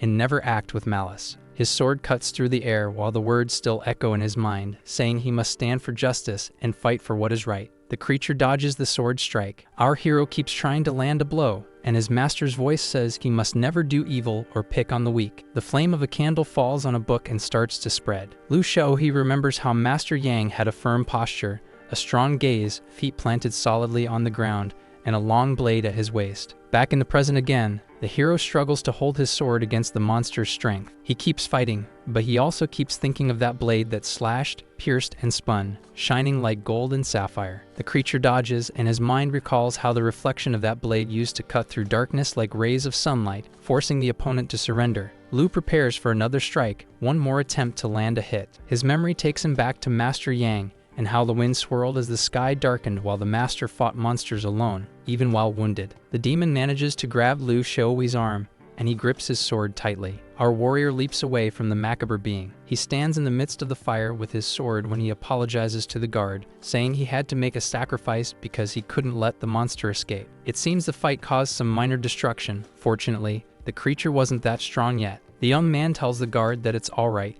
because they did something good, and Lu is a hero. He questions the part where he's called a hero, thinking of people like Wade. The warrior says many out there deserve the title of hero more than he does. In his childhood, Lu sees himself hearing Zhou Xu Yuan telling him to fight other children for him and ordering him to do as he says. The spiteful boy even says that if he doesn't, then Lu himself will become the victim. The poor children just watch, terrified. The boy begins to say something, but he's too disturbed. Looking down, he can only think how sorry he feels. Lu imagines that he has to do this. He needs to rise above others to become someone powerful. Time has passed, and the sun shines over Fagua Temple. Men are investigating the site, now burned down. One of them shouts that he found someone, and that it's over there. 3 of these men come across a human-shaped form already reduced to ashes and wonder what they went through. This humanoid shape is holding a sword above another being, and they ask who these people were. Beside the ashes is a small golden object. A man crouches down to pick it up. He holds in his hand a golden pendant with a symbol. In the past, a hand holds a bun and offers it to someone. The 2 children from before are surprised and ask why he's helping. Lu, looking like he went through a lot, replies that it's because he's a hero, and heroes never pick on the weak. At night, in a mansion, someone is yelling and calling another useless. Zhang Xiang lies on the floor while Master Zhao accuses him of being stupid for acting without thinking. The master asks if he has any idea what kind of trouble he could have caused his superior if the issue at Fagua Temple had been exposed. Xiang remains bowed and says he was only making a quick decision based on the situation. He says that when they found out the woman had escaped, they went after her immediately, but no one expected she'd run to the temple. By the time they managed to catch up to her, the place was already in chaos. Zhang Xiang had no choice and let Lu Shouhui call the authorities as a distraction while they dealt with the mountain demon. When he entered the warehouse, they quickly shut the doors behind him and set the place on fire to destroy all the evidence. The master grabs the butler by the ear and asks what good that fire is supposed to do. It would take 3 days and 3 nights to burn everything, and he didn't have that kind of time. A mysterious man who was watching the scene yells that that's enough. He grips the armrest of the chair and says they're all responsible for this mess. The man stands up and comments that the fact they couldn't capture the girl caused a huge loss. He stands beside a young man, claws in hand,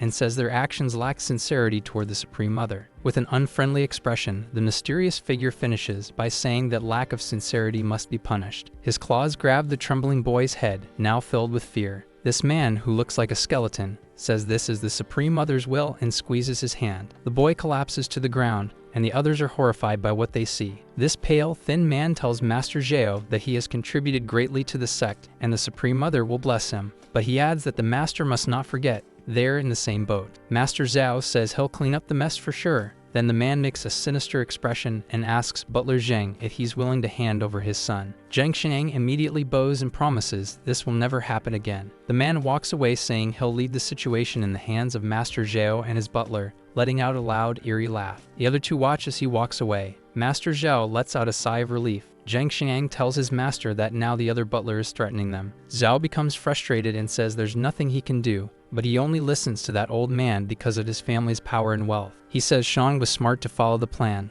letting that woman give birth to the demon and using the victims from the temple to feed the beast. Otherwise, they wouldn't have had another chance. The master says that now that everything is going well, they need to find a way to escape, and that the court is already moving. When the Fahua temple problem is resolved, they'll flee to Guangzhou. He has an institution there and can still live like an immortal. Zhao smiles, saying that the Tai Zhu Dan can also continue there, without meddlers like Gang Dongshan interfering in his business. The master says that if they don't want to be expelled by Dashun, they need to control the damage. That's the safest way. Now we move to the Yixing Market, near the village entrance. Wade never imagined that Lu Shouhui would end up like that. According to Li Bo, he fought for justice and seemed like a decent person. He remembers an outraged man ordering someone to stop. But the boy wonders what Lu was doing at the Fahua temple. His older brother said the school didn't receive any request from the authorities that day. Our boy finds himself thinking about the mountain demon and how cruel the world is, but hopes the monster isn't still there. He hears a voice asking if that wasn't Wade. Chen Qingjiang is happy to see the protagonist has returned, and the protagonist asks Uncle Chen what's going on. The uncle says he should go home and see it with his own eyes. There's a crowd in front of his house. In the distance, a centipede moves on top of a rock. A clawed hand squeezes the creature while speaking about immortality. The hand belonged to the mountain demon, and the creature simply repeats the name Liang Qiu. Outside a house, someone is heard shouting that something is wrong. The person yells again, this time saying it's totally wrong. The screams are from Xu Chengquan, and he says this is awful and there's far too much suffering. His son Dingy tells his father he's already done enough since he's been lying there for half an hour. He's tied up and shouts that they don't need to go that far over a simple fisherman. The father hits the boy with a stick. The man calls his son disloyal and wonders how someone as charismatic as him could have such a dumb child, while the boy begs him to stop. Chang Quan keeps going and says he deserves the punishment. Inside the house, someone is watching the scene. There are two people. One of them says they were wrong to think the martial arts school would straighten out that boy, while the other asks when she ever said that. The first is Liang Ku's aunt and says they never really trusted the boy, but he still came after them anyway. The man is Uncle Guangshan, and he yells that she's an ignorant woman who doesn't understand anything, but she just asks him not to get angry. This shady uncle decides they've talked enough and goes back to watching the boy's punishment. The punishment continues until Wade arrives and asks what Su Dingyi is doing at his doorstep. Dingyi calls his father a scoundrel, but Cheng Quan praises the protagonist, saying he looks great. The man walks toward our boy and says he must be nephew Lang Ku. Cheng Quan smiles and says the boy has good posture and is respectable, as expected of a personal disciple of Master Yang. A man who was watching asks if he's talking about the master of Yang martial arts school, the great hero Yang Dongshan. And another man says that means the master truly recognized his talent, and even the city magistrate respects the old man. The crowd is surprised to hear that even the magistrate owes Yang respect. Soon everyone starts talking about Wade, saying they always knew he'd achieve something great, that he's handsome, and that he should start thinking about marriage. Cheng Quan says he never imagined his son would do something so shameful, and offers the stick to our boy so he can deliver the punishment himself. Wade takes the stick with a terrifying look on his face and gets excited as he asks if he can do whatever he wants to him. Our suspicious protagonist says he holds no grudge, but that a man doesn't live long if he carries accumulated resentment. Liang Ku's eyes even shine when he says that everyone wants to live a long life, and he asks the boy what he has to say. The poor kid is already sweating in fear and begs Liang Ku to be kind, promising he'll never make a mistake again and even offering to work as his servant. Wade lowers the stick and says he'll let it go. He says the boy has suffered enough and that he was just a lackey, and the other breathes a sigh of relief. Cheng Quan interrupts the two, and Dingyi wonders if he's really his father since he seems to want him to suffer. The man continues, saying that nephew Liang is generous, but he can't be ungrateful, and one of his servants brings in a tray. People around are shocked to see that the tray holds 200 taels of silver, and someone says their son finally got to see real silver. Suddenly, the protagonist's uncle bursts through the door, telling everyone to step aside because his dear nephew is here. Wangshan says he's Wade's true uncle and closest relative, so any matters involving money should be discussed with him. Someone tells the man to be ashamed because when the boy was starving, he never helped, and now that money is involved, he wants to act like a loving uncle. The not-so-loving uncle says they know nothing, that his nephew knows who his real uncle is, and that without him, the boy wouldn't be where he is today. Meanwhile, Cheng Quan asks Wade who that man is, and he says he has no idea. In Liang Ku's memory, that uncle was never kind, just a parasite, and even when the boy was starving, the man never offered even a grain of rice. The protagonist turns to Cheng Quan and says that if he really wants to do something, he should invest in the River Gods Festival, because every capable man should contribute. He walks away, saying that since Master Xui is so generous, he should donate in place of the other villagers, and even set up a porridge stall for the beggars. Everyone cheers and praises Wade for being so kind. The young man arrives home, happy that he finally completed his tasks. Wade stretches and thinks about how he trained to refine his skin at the martial arts school, and felt like he had reached his limit. He's stretching his neck when he realizes he might be able to break through the skin gate today. Water is poured into the bathtub. Wade dips his hand in and thinks that the final breakthrough will generate much more heat than before, and that a single mistake could be really bad, so he must cool down. He enters the water, closes his eyes, and decides he'll begin now. Wade is inside the bathtub, and the water is already steaming. His eyes are closed as he concentrates. A drop of sweat runs down his face amidst the steam. A whirlpool of energy begins to form around him. That energy flows through his entire body, and he realizes that he's finally broken through the skin barrier. Doing a quick calculation, Wade now has a water control capacity of 250 kilograms, far more than before. He puts on his shirt but thinks that the fusion doesn't seem to have improved much in the system. Liang Ku says he didn't expect breaking the skin barrier to have such a strong effect. If he breaks all 4 barriers, he'll be able to handle tons. His 2 skills complement each other, and with half the effort, he already gets double the result. Nothing beats that. Wade grabs the doorknob and says it's time for a little walk. As he opens the door, it slams right into a man's face. Guangxin falls to the ground, complaining. He holds his red nose and pretends to be happy to see his dear nephew. Wade doesn't seem fazed by it and simply asks if his uncle was looking for him. Guangxin smiles while holding a sack and says he was worried about his nephew, so he emptied his pantry and brought some rice. The young man tells his uncle to keep the rice since he doesn't need food anymore, and he thinks about how rice is an expensive food in this world. Wade is about to close the door when the leech stops him and tells him to wait. The protagonist opens the door again and ends up patting his uncle on the head. He falls to the ground, whining once more. Guangxin gets indignant and asks what the young man is doing to his uncle. After all, he's his only uncle, and believes that house should belong to him. Other people watch while the clueless man yells that Liang Ku is insane for not accepting the money Cheng Quan offered. He's furious and says that Wade should have used that money to help his cousin Xiao Liu, that he could have been like a father to the boy. Liang Ku gives off a somewhat sinister aura as he tells Guangxin he can go drink milk with mango if he wants. The uncle is shocked and wonders if the boy was always this tall or changed that much in a matter of minutes. Still lying on the ground, the man yells that his nephew is ungrateful, that now he's become a martial arts master and doesn't care about his family anymore. The shouting is cut off when Guangxin gets spit right in the face. A woman asks what kind of uncle he is if he didn't help when Liang Ku's father passed away, not even offering food when the boy was starving. Another woman accuses the man of pulling a scam when the inheritance was divided, leaving the boy's father with only a boat. Guangxin asks what gutter these crazy women crawled out of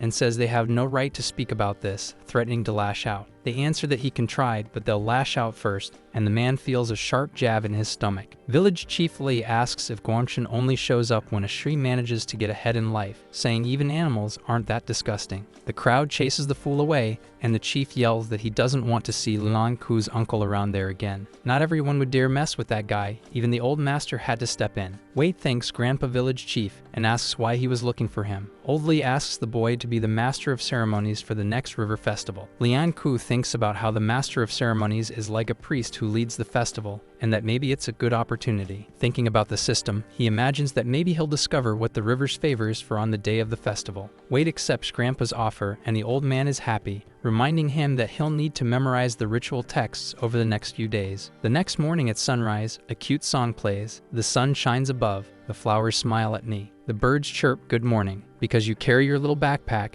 and Wade is still really sleepy. He doesn't know much about the characters in this world and also has to memorize the ritual text, so he had no choice. Wade has reincarnated and is now a student in ancient times. Inside the school in the morning, an old man reads a book that says discipline brings comfort, honor, and wealth, and one must be cautious of the wicked because they are incompetent by nature. Liang Ku looks frustrated, thinking they only said he had to go to school. But no one told him it would be elementary school. A little girl points at Wade, saying he barely said a word in class. The teacher still holds the book but stops reading. He tells Liang Ku not to be arrogant, that letting a brute like him attend school is already a favor to his master. The old man says he should be grateful to have such a good teacher, since the boy knows so little. Wade begins repeating everything the old man read. Obey the leaders, serve the officials, respect authority. Discipline brings comfort, honor, and wealth. Be cautious of the wicked because they are incompetent by nature. The education is complete and covers all subjects. Insects, plants, weapons and armor, beasts, tigers, and all kinds of strange things. Everyone is shocked when Wade says he already memorized everything, and he thinks this is easy for someone who was a top university student in his past life. The boy smiles and says he thinks this method of teaching is ineffective. But the old man gets furious and says these are sacred teachings passed down through generations. Wade can't possibly understand.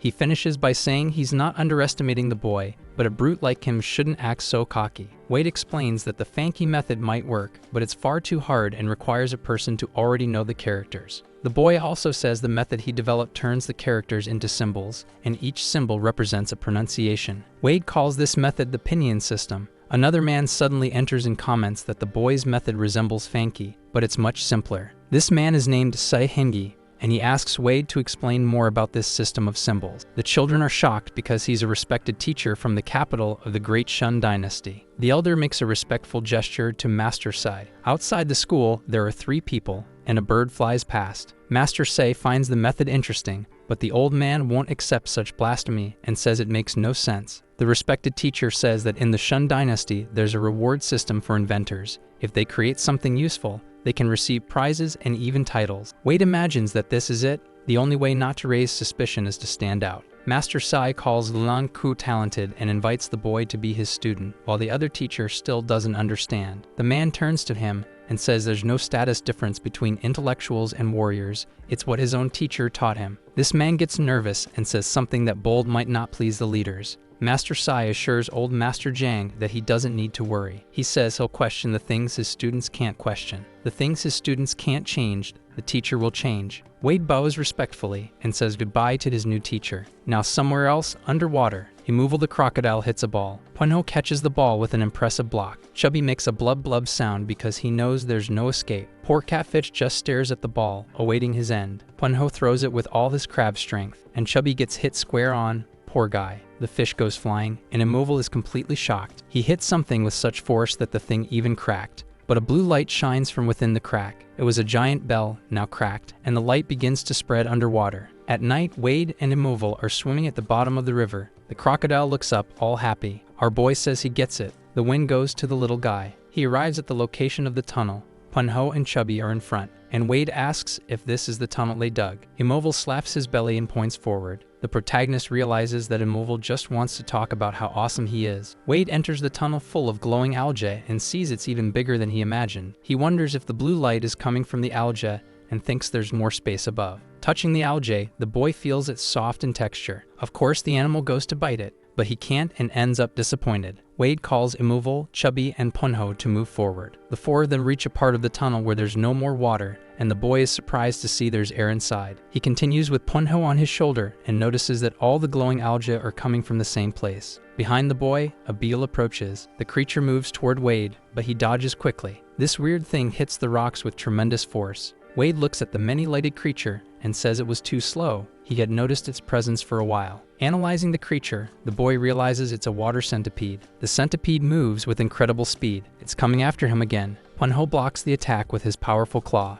The creature retreats, and Wade notices Punho has grown significantly, but the centipede hasn't stopped moving. The crab uses his claw again, grabbing the centipede. He lifts the creature, and the protagonist congratulates his tough-shelled friend. The boy says a water centipede's bite force is terrifying, and more importantly, they have a weapon feared by martial artists, poison. Wade thinks that if he can control this creature, he'll have a secret weapon in hand, and he still has space for another spirit bond. He grabs a small sharp stone. The protagonist runs the stone across his finger, and it breaks. His body is too strong after breaking the last barrier. He only manages a small scratch and thinks he needs to talk to Big Brother Lou about buying a knife. Wade brings his finger close to the water centipede. A symbol shines in the air. It's a domain sigil. The boy widens his eyes upon realizing how dangerous this creature is. It's as strong as a crocodile. He's relieved to see he succeeded. He subdued this water beast. Seeing how powerful it is, he decides to name it Sino, and it can evolve into a winged water centipede with 10,000 water essence points. Wade is horrified because every new beast he tames gets more and more expensive. He asks where the centipede ate the water mushroom spirit, and it starts walking to show the way. Seno arrives at a small opening between the rocks. The boy notices how dark it is inside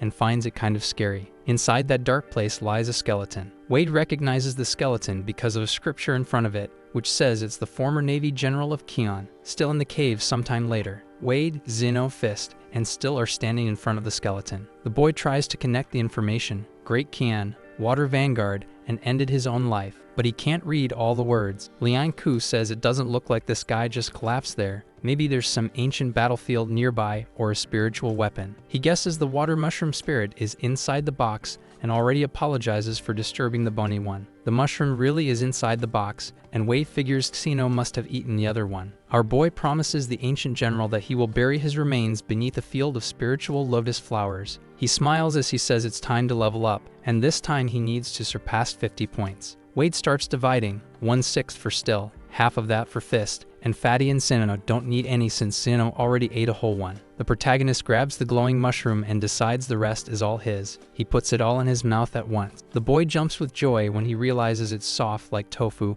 and gains 216 water essence points. That's even more than Crab Bro, he thinks, wondering if he could use all of it to level up. His hand touches the system and he sees that a new function has been unlocked, Water Leap. Liang Ku activates the water monkey energy and lights up everything around him. The boy is surprised when he feels something in his chest. An orange light begins to glow from his body. It spreads across his chest like a flame. The protagonist smiles as he notices the light growing even stronger. He brings his hands together and the energy stops flowing. Wade decides it's time to test this new ability. The water moves almost like a spiral. It wraps around the boy's body as he uses his water leap, but he slams right into a rock. Wade feels dizzy and realizes it's a movement skill, but it uses up a lot of energy and is hard to control. He remembers that he gained another ability besides this one, 1 mile water step, and it must be amazing. The boy controls the water above his body, saying his water control has increased to 400 kilos, which is impressive. Wade also notices that each of the creatures evolved by 200 to 500 points. He finds it odd that Fatty surpassed the others, but thinks maybe there's some kind of catfish system or something. The boy lets out a laugh while the fish looks slightly worried. Liang Ku remembers that the river festival is a week away and plans to use the time to study with his master, but then he realizes something. Our protagonist believes the new water ability might be connected to the festival.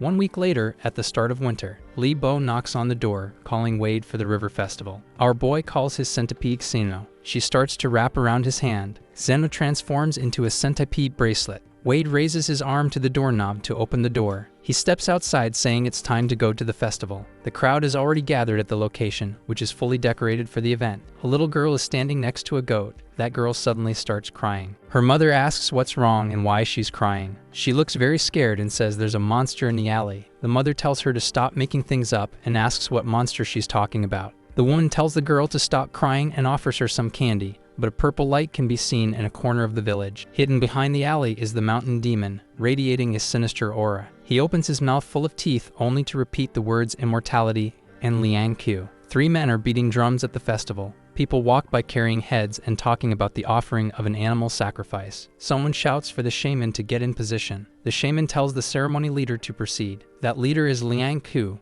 and he's standing in front of the stairs. After climbing, the boy moves closer to the sacrifices. The shaman says the ritual is about to begin. Wade starts reading the text, saying to the river god that you carry the people's hopes and offers this sacrifice. From afar, Li Bo stands next to Ji Chang, watching his friend. He notices that Wade seems grandiose now. The boy doesn't know what happened to his friend, even though they grew up together. Seeing his new demeanor, he wonders if Liang Ku is still the same person as before. On top of a roof, the mountain demon moves. The bald demon watches the people at the festival, but the protagonist senses the creature's presence. He remembers that this totally bizarre being is the mountain demon Brother Lu had talked about. Its bark-like skin looks exactly like the drawing in Hao Mitang's notes. The monster is watching the same little girl from before. She notices this and starts screaming, saying it's the same monster she saw in the alley and calling for her mother. The demon makes strange noises while the people panic and ask what that thing is. It jumps off the roof at high speed, leaving a hole in the tile. Some villagers scream that there's a monster and run away,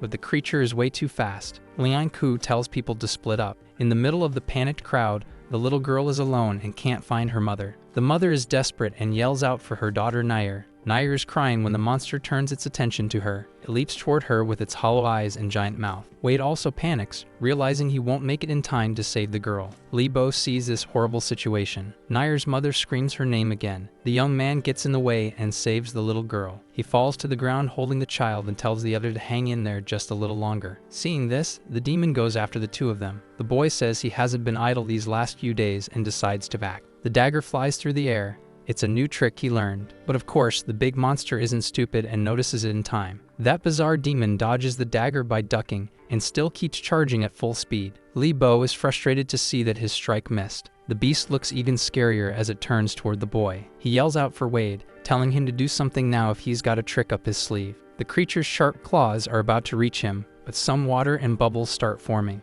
Our protagonist finally shows up, ready for battle, with his newest ability. Liang Ku got there so quickly because he used the 1-mile water step, nearly closing the gap to his ugly opponent in seconds. He lands a solid hit on the demon and even cracks a bit of the surface behind it. Wei feels slightly relieved for making it just in time. The monster is now getting close to Chen Ji Chang's boy. The protagonist is worried and thinks it's too late. He realizes that the water in the barrel came from the river and remembers that the 1-mile water step uses water, so he decides to use that. Wei places his hand in the water and commands it to rise. His hand moves through the air, causing the liquid to form spirals. Ji Chang is stunned. Liang Ku is transported by the water and is about to stop the creature's attack. He hits dead on, causing a massive impact. Our boy celebrates having arrived in time, while the other kid just stays in shock. The boy starts stammering, trying to understand what just happened. Wade looks at his friend and tells him to grab the little girl and leave, leaving the rest to him. Ji Chang says he understands, picks up the girl to get her out of there,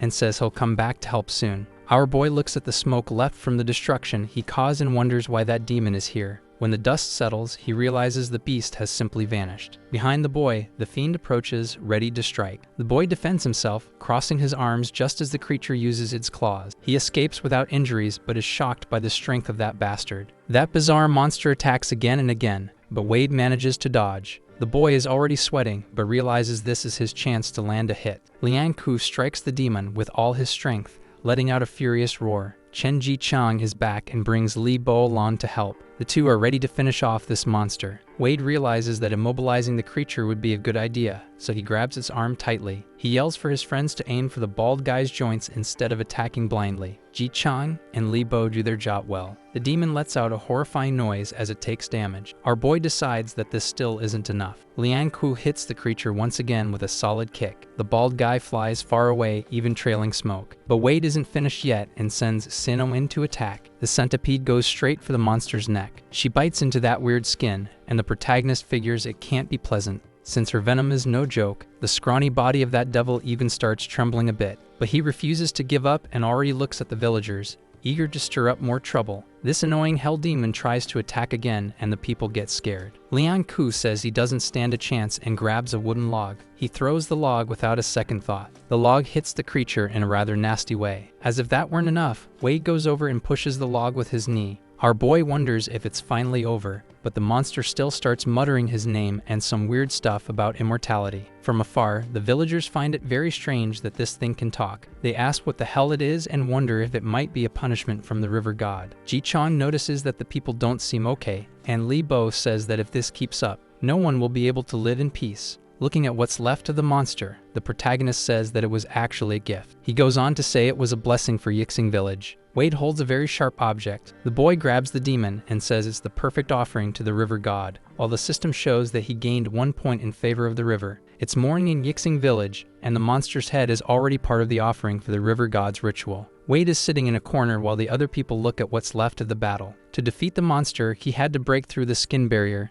and after that, the synchronization level skyrocketed. Now he's stronger than a regular warrior. He looks at the system and thinks that he's finally evolved from just alive to insignificant. On top of that, there was Sinnoh's venom. Without it, things could have gone very wrong. But the most important thing is that he gained the river's favor and his natural ability can evolve, though the total favor is still very low. The old village chief tells Wade the doctor has arrived. After checking the boy's physique, the doctor compliments him, saying his arms are like a chimpanzee's and his waist like a wasp's. He thanks him but gets a little embarrassed and asks the man to focus on the wound. The man finally starts doing his job and asks what materials were used to make his cape and robe. Liang Ku replies that the cape was a gift from Yu Dun, made of strong as steel bear dog hide, and the robe came from Chong Song, made of celestial larva silk. But the doctor says that wouldn't be enough, and judging by the depth of the wound, it looks like the boy broke through the skin barrier. Everyone around is shocked by our boy's capability and starts asking if he really broke that barrier. Wade says yes, and people start congratulating him and saying he'll bring great honor to the village. Li Bo says his friend is now a true martial arts master,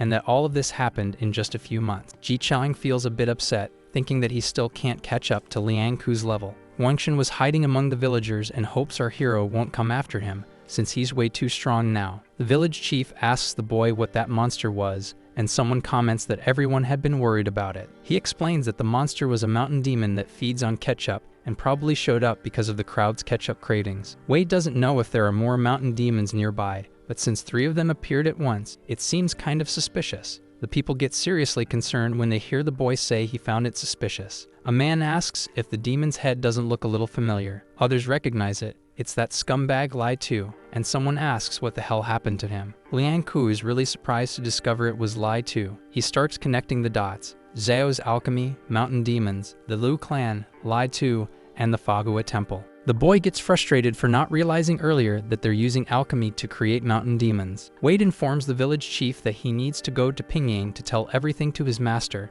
as he believes that demon was Lai Tu. Our boy is determined to get answers from them, no matter what happens. Now the story shifts to Pingyang. Madame Yang asks what Liang Ku is doing there since he almost never shows up. The young man greets his master's wife and says he has something important to tell him. Elsewhere in the residence, Wade says that the mountain demon incidents must be connected to the Zhao family. Xu Shi lets out a little laugh and says he's a very clever boy. No wonder the master respects him so much. The protagonist questions the fact that she seemed to already know about this. She laughs again and says she knew the boy would get nervous, but he mustn't forget who his master is. It's none other than Yang Dongshan, the greatest and only tiger hunter in the kingdom, now at the great fortress of the Ghost Mother sect. The hooded figures are climbing the stairs when one of them hears a noise. They realize they're under attack and call for the alarm to be sounded. A massive glowing blade appears in the sky. This blade heads toward the sect members. Master Yang appears surrounded by flames and says that now that he has arrived, the scoundrels must surrender to the Mighty One. Wade's fist slams into the wooden post. He's been at the master's house for 2 days,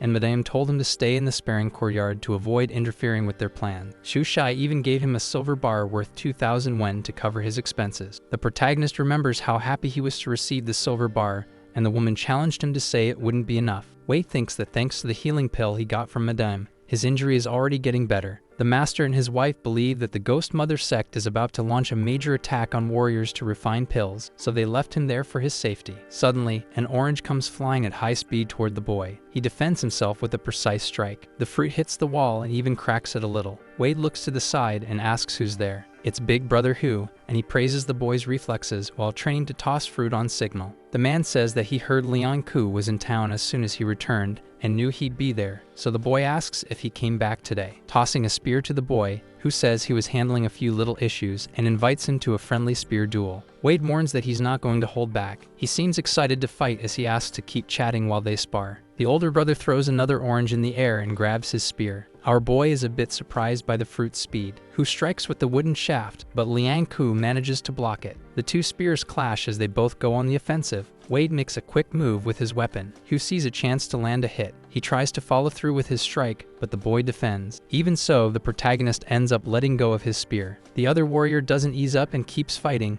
and Liang Ku has to defend using only his leg. Our boy readies his fist for action, while his friend praises his agility. An orange hits the ground but stays intact. Hu realizes the boy has already reached the skin barrier, and says that at this pace, it seems like he's got a destined pattern. Wade asks what a destined pattern is. The older brother says that Liang Ku's destined pattern day isn't far off, and that the master will explain, then asks to keep spurring. Our boy agrees and tells him to continue the battle. Their spears keep clashing, and Hu gives a few tips so the protagonist won't lose his strength. Looks like someone got really tired after all that training. What Wade said about the Zhao family matches what the man investigated, but something feels off. Our protagonist questions this, and Hu explains that it almost seems like they wanted to leave a trail, but he thinks he might be getting too paranoid and tells him to let it go. Hu recommends a book called The Curve Force Method, which is perfect for a beginner warrior at the skin barrier. Martial techniques are divided into movement and force techniques control the energy of the entire body. Hu asks Liang Ku to use that technique to fight him again after he finishes the book. Wade thanks him, but asks why the man was looking for him,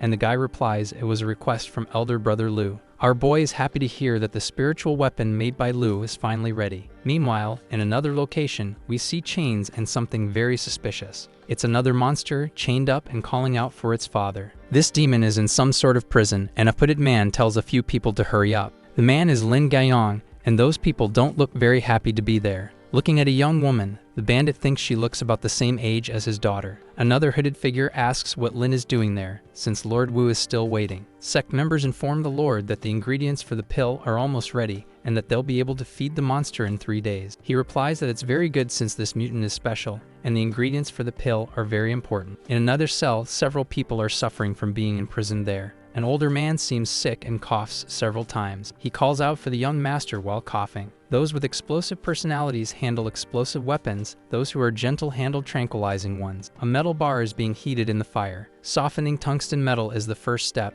to refine the essence and increase its resistance. Activating the latent energy of the feather is the second step, and then letting it be absorbed by the tungsten. Lu moves his hands and symbols appear in the middle of the flames. This here is Shadow Bat skin, and it'll serve as the base for the spear's shape. Lu calls Wade to come quickly, and the boy says he's on his way. A spiritual weapon must be forged with its owner's gooseberry to complete the final step, spiritual induction. Wade tosses his gooseberry into the fire, and the flames dance around the spear. The feather's energy is released and rises in the shape of a great firebird. Lu holds the weapon by his red handle, ready to finalize the process. The spear starts to release flames that rise up from the tip. The elder brother wonders if the weapon's spirit is rejecting Liang Ku's gooseberry. He gets a bit annoyed at the thought that the bird is still stubborn, even after having already passed on to a better place. His arm moves quickly. Lu struggles but manages to control the stubborn spirit. Tired, the man informs the protagonist that his weapon is finally ready and tells him to try it out. Our boy stares at the spear, thinking this is his spiritual weapon. He grabs it by the handle and realizes it's heavy,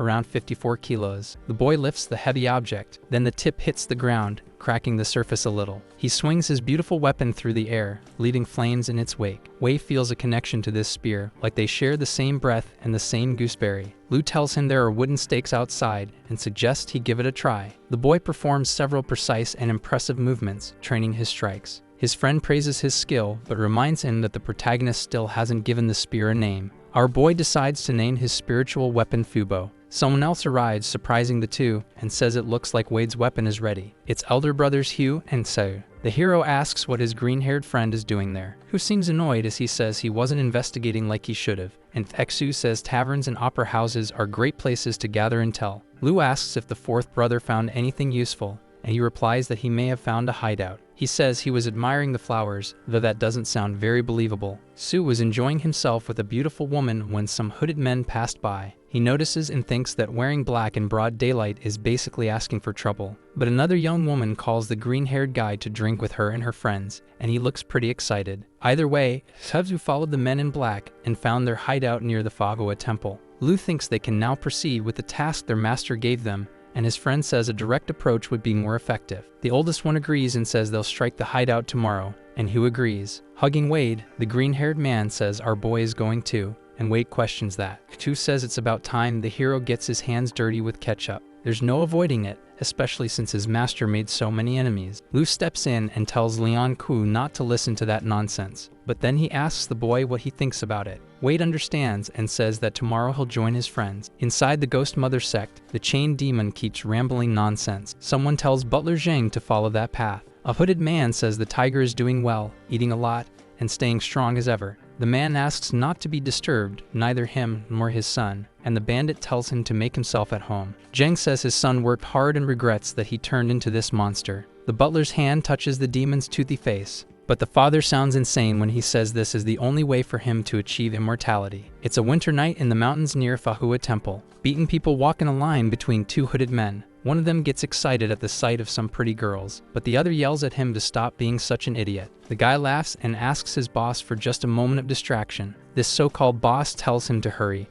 because if he messes up Ambassador Huang's plans, he's screwed. Hidden in the forest are the protagonist, his friends, and a dog. They're happy that the master lent them Black Fang, because without the dog's nose, they wouldn't have been able to find the clues Shu left in the woods. Black Fang lets out a loud bark and seems very fierce. Lu asks the good boy to be quiet, and the dog understands perfectly. Wade wonders where their fourth brother went, and the oldest says that's just like him. In the distance, our green-haired friend is ready to fire an arrow. It's launched with high speed and precision. The clueless bandit is harassing a poor girl and telling his boss not to worry. Suddenly, the arrow hits him directly, leaving a trail of light. That man is slammed into the wall with impressive force. Another sect member yells that they're under attack and calls for everyone to move. Hu says that's the signal they were waiting for from Teru Shikshang. Lu yells for everyone to move and starts running. The oldest one runs so fast that leaves fly up around him. The bandits can't even see what's approaching with such speed. Our big brother stops running, and there's even steam coming off his body. But there are a lot of hooded enemies, and they're carrying blades that look very sharp. Wade is shocked and wonders if this is the strength of a warrior at the galloping horse level, who tells the boy not to stand still because now it's their turn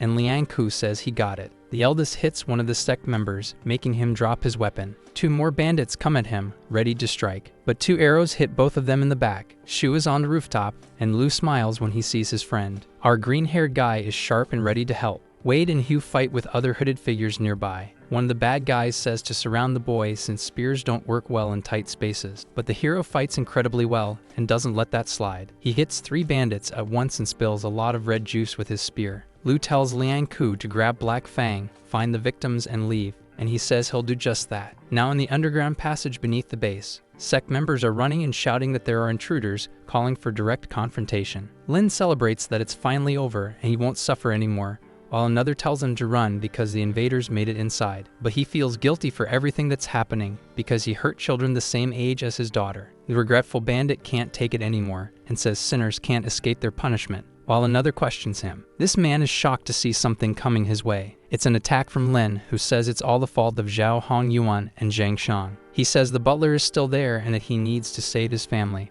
while the other lies suffering on the ground. The monster's father scolds the hooded ones for losing to just 4 disciples of Master Yang Dongshan. Zhen yells for them to release all the mountain demons and spread them throughout the area. Nervously, the sect members respond that they'll do as ordered. Our evil butler thinks this must be Zhao's fault and that he has to fix this mess soon. But he also sees this as a good opportunity. If he escapes through the secret tunnel, he still has a chance to turn the tables. At winter sunset, the 3 elder brothers are at the bandits' passage in the forest and wonder where the youngest one is, who thinks he must be helping the survivors, and Lu says they've already finished everything, so Wade should show up soon. But what worries him is the intense violence in the air. It feels too strong, like something is hiding nearby. The hooded ones are lying on the ground covered in ketchup, and there are several swords scattered around. Our boy walks through the forest with the little dog and wonders if there are still any victims nearby. He finds a strange passage and imagines it must be a hidden tunnel. Black Fang reacts, making him think someone might be inside that weird place. Wade touches the passage, and the door makes a sound as if it's about to open. Light slips in through the crack and illuminates a dark stone tunnel, but the door closes behind the protagonist before he can do anything about it.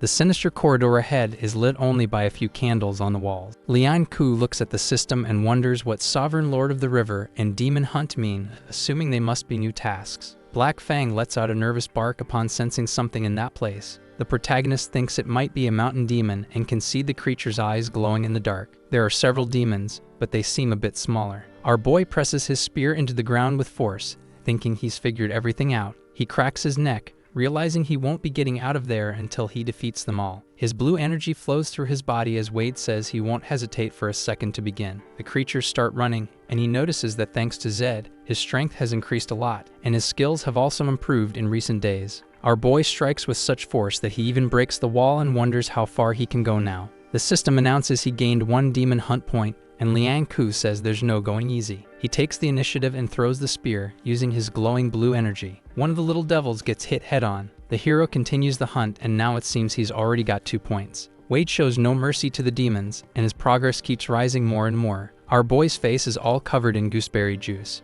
but he's still excited because now the second round begins. More deformed devils charge at Wade, who grips his spear and waits for the right moment. One of them falls to the ground after being skewered. Liang Ku runs toward another, even darker passage. 2 ugly ones approach with their lovely teeth. The hero grabs his spear again and strikes both at once, while the system updates the score to a total of 31. He wonders if it's finally over. But a mysterious man sneaks in and is surprised to see Liang Ku really is there. This man is Zhang Shang, and he can't believe that the orphan son of a fishmonger has come this far. The butler says the protagonist arrived just in time to receive a gift, and he's holding Lu Zhongxin. Wade is shocked to realize the poor man is the father of his elder brother Lu. Our boy tells Zhang that his friends are nearby, and this will be his end. But the villain just smiles and questions what he just heard. Suddenly, the wall behind Liang Ku explodes as a gigantic being bursts out. It's the creepy son of the crazy butler, and the boy wonders what the hell this freak is. Zhang Shenang challenges him to fight the monster and see who's walking away from this alive.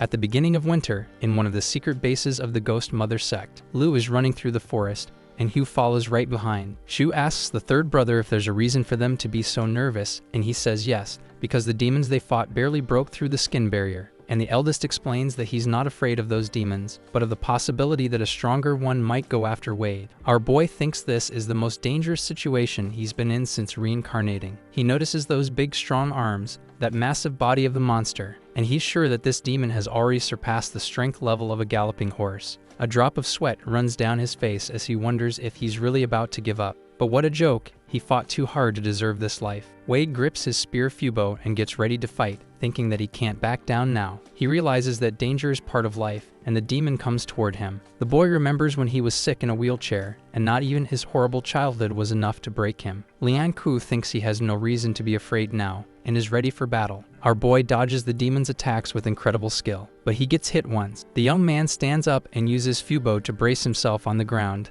as he's dragged by the force of the blow. And the ugly beast doesn't stop for even a second, already winding up for another strike. Wade jumps and dodges the creature's horrific hand. Meanwhile, Zhang Shan watches and is surprised, since the boy has only trained for about 6 months. The protagonist keeps getting it his all, and the big monster approaches again. Then the father of the year yells for his son to be a good boy and finish Wade off for him. Our boy grips Fubo and moves swiftly. He manages to hit the devil in the arm while dodging yet another attack, but the brute is too big and manages to land a strike. Lian Ku is injured and still pinned against the broken wall. Zhang Xiang starts laughing like a madman and asks if he really thinks he can compare to his mother. The protagonist realizes the gap in strength between them is far too great. Suddenly, the system alerts that a fusion is available, and the boy wonders if this is just his luck. But he also smiles, thinking that maybe luck comes from strength, and then he tells it to begin the fusion. A transparent liquid forms circular waves. Wade realizes he's somewhere else and wonders where this place is. His eyes open with a yellow light, and the boy tries to understand what's happening as he can't move his body. A giant blue dragon asks the Lord of the River if he's not going to show respect, and the man looks confused. Lian Ku realizes he's become the Lord of the River, who then says that respecting sacred laws leads to one's end,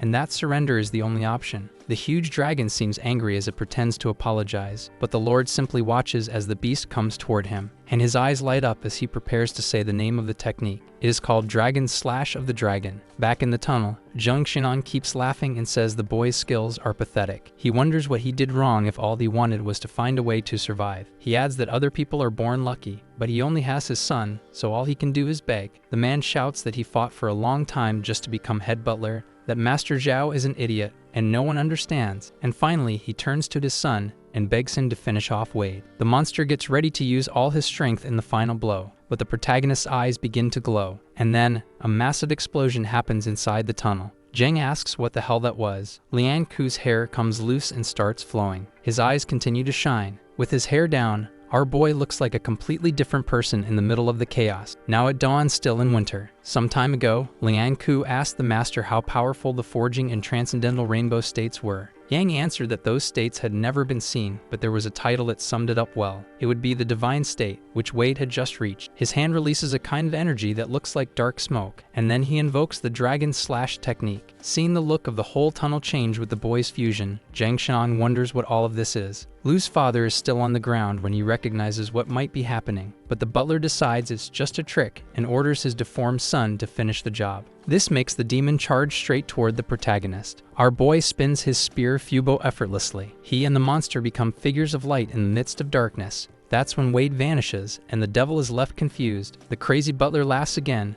thinking the protagonist just wanted to show off, but then he's completely shocked when he notices something. The monster's arm starts turning into smoke, and his father asks what's happening. Zhang screams for his son, and the son screams back in desperation. It's almost sad how the demon calls out to his father in his final moments, and then he vanishes, leaving Zhang in shock. The man sits on the ground and laments what just happened. He's devastated when he realizes there's nothing left. Lian Ku collapses to the ground in front of the guy. Our boy even passed out after using so much energy. Zhang Shenang is furious, thinking it's all the boy's fault and that he needs to finish him off. But then another explosion happens, and the butler realizes someone is coming. The three friends arrive at the tunnel, and Lu is surprised by the existence of this secret passage, who notices that Wade is lying on the ground, and the other wonders what happened here. Su says it must have been a serious fight, while the eldest prepares to carry the protagonist. Zheng is hiding and thinks his only option now is to escape and turn the tables. One of the brothers says they should come back later, and the man thinks this is his chance. He quietly walks toward a staircase, but someone else shows up looking for the butler. It's the remorseful bandit, asking where his wife and daughter are. The villain questions Lin Gaiyong's attitude, saying he's now the chief butler, but the man doesn't care and charges at Zheng Shan,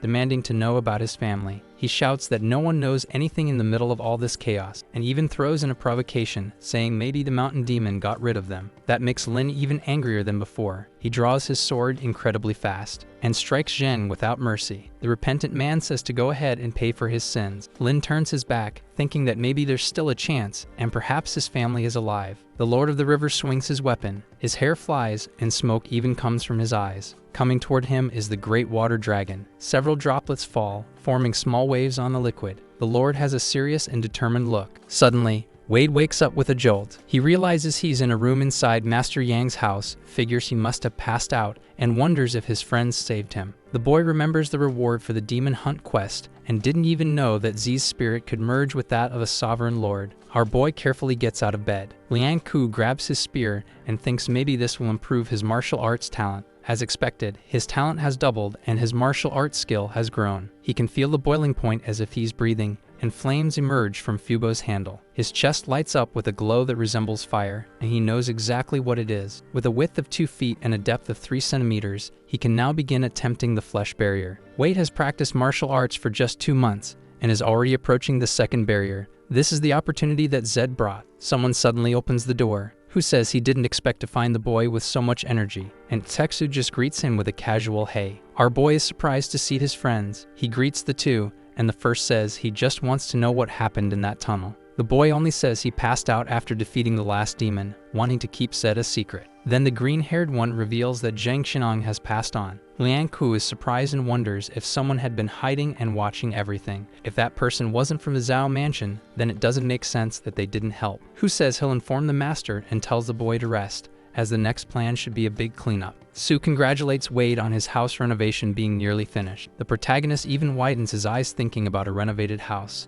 Now he's outside and looks surprised as he asks if this is his house. The huge space already has 2 courtyards, and someone yells that Master Liang has returned. His house has a beautiful and very large structure. Liu Quanfuk asks Wade to take a look at the place built on the foundation of 2 courtyards. Our boy asks Uncle Fuck to call him Ashu like before, since the man is older. The village chief says this house is a way to thank Liang Ku for saving everyone, and they even gathered some extra money for the boy. But Wade is humble and says he doesn't need all that. He decides that the money will pay for the construction of the house, and whatever is left will be shared with everyone. The builders are surprised to see that there's even rice, which is more expensive than meat. Everyone starts showering the generous protagonist with praise. Our hero even gets a bit shy with all of it. Wade asks how the city is doing, and Old Lai says that thanks to him, Master Yang sent 2 warriors to protect the people. Even though their faces are kind of scary, our boy imagines that if his father and the Lord saw this scene, they'd be proud. He seems happy as he decides that he's going to live his life well. Now by the riverbank at night, Liang Ku is with Immovable and Fist, and realizes he'll need to buy another boat if he wants to fish again, since the other one was destroyed. Our boy places his foot near the surface and thinks that ever since he woke up, Zed has wanted to see this scene. The water lights up at his touch, and he knows he can surf the waves even down in the depths. With more glowing waves around him, Wade thinks it's all amazing. Master Zhao is on the ground asking the ambassador what they should do. The man cries and says that even his most loyal butler, Zheng Xiang, got taken out in the confrontation. And he remembers that Master Yang's friends took out over 100 mountain demons. But the ambassador, who looks more like a skeleton, mocks Zhao and kicks him hard. The bony old man complains that everything went wrong just when things were about to go their way, and asks how the fortress was discovered. Many fortresses were destroyed, but at least they still have enough material for the pills, for now. The skeleton guy orders Master Zhao to prepare the boat because they need to return to the sect immediately. He says no problem, tomorrow there will be a boat ready, and then he thanks the ambassador, who leaves. His son seems worried about his father's condition. Master Zhao says he planted that juju tree 5 years ago, but the tree never bore fruit. The man asks his son if he knows why he kept the tree alive anyway, and the boy says he doesn't know. The explanation is that even without fruit, it still has value.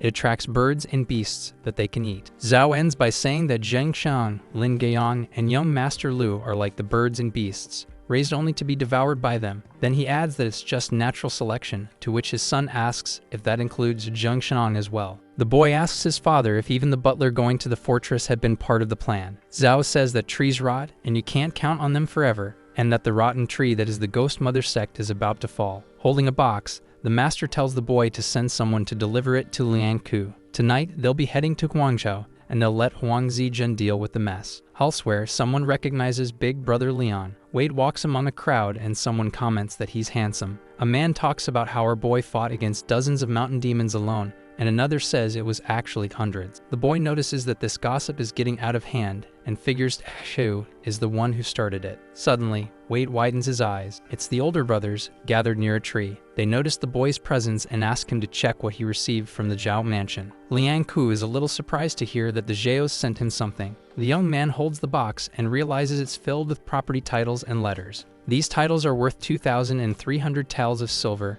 and are an apology from Zhao. The other things are gifts for everyone. One of the friends reads the letter, says this guy isn't small time, and realizes the documents contain tips about Ghost Mother's sect contacts and escape routes. It's likely the fortress was exposed on purpose and that this person's schemes are very well planned. Lu says he's going to tell Master Yang everything and ask about the next steps because he wants to wipe out all the escape routes. Now we go to a month ago. A man asks another named Liu if he's bringing food to his wife again, to which he answers yes, because he doesn't want her to go hungry. The guy comments that he's a good person, and the wife doesn't seem too happy when she says that's not the case with her husband. Liu keeps walking quickly, since he doesn't want to leave his wife and Zhu hungry. He walks past many plants. He's almost at the river and can even see the boat. Liu thinks about Zhu and seems to miss her. Suddenly, a mysterious figure appears with a blade. Lying on the ground, the man tries to reach the lunchbox and laments about his wife's meal, until a hand grabs the bag. Liu returns mysteriously, covered in ketchup, and still says it's time to deliver the food. He walks away as if nothing happened, but a victim is left behind, lying among the plants. Our video ends here.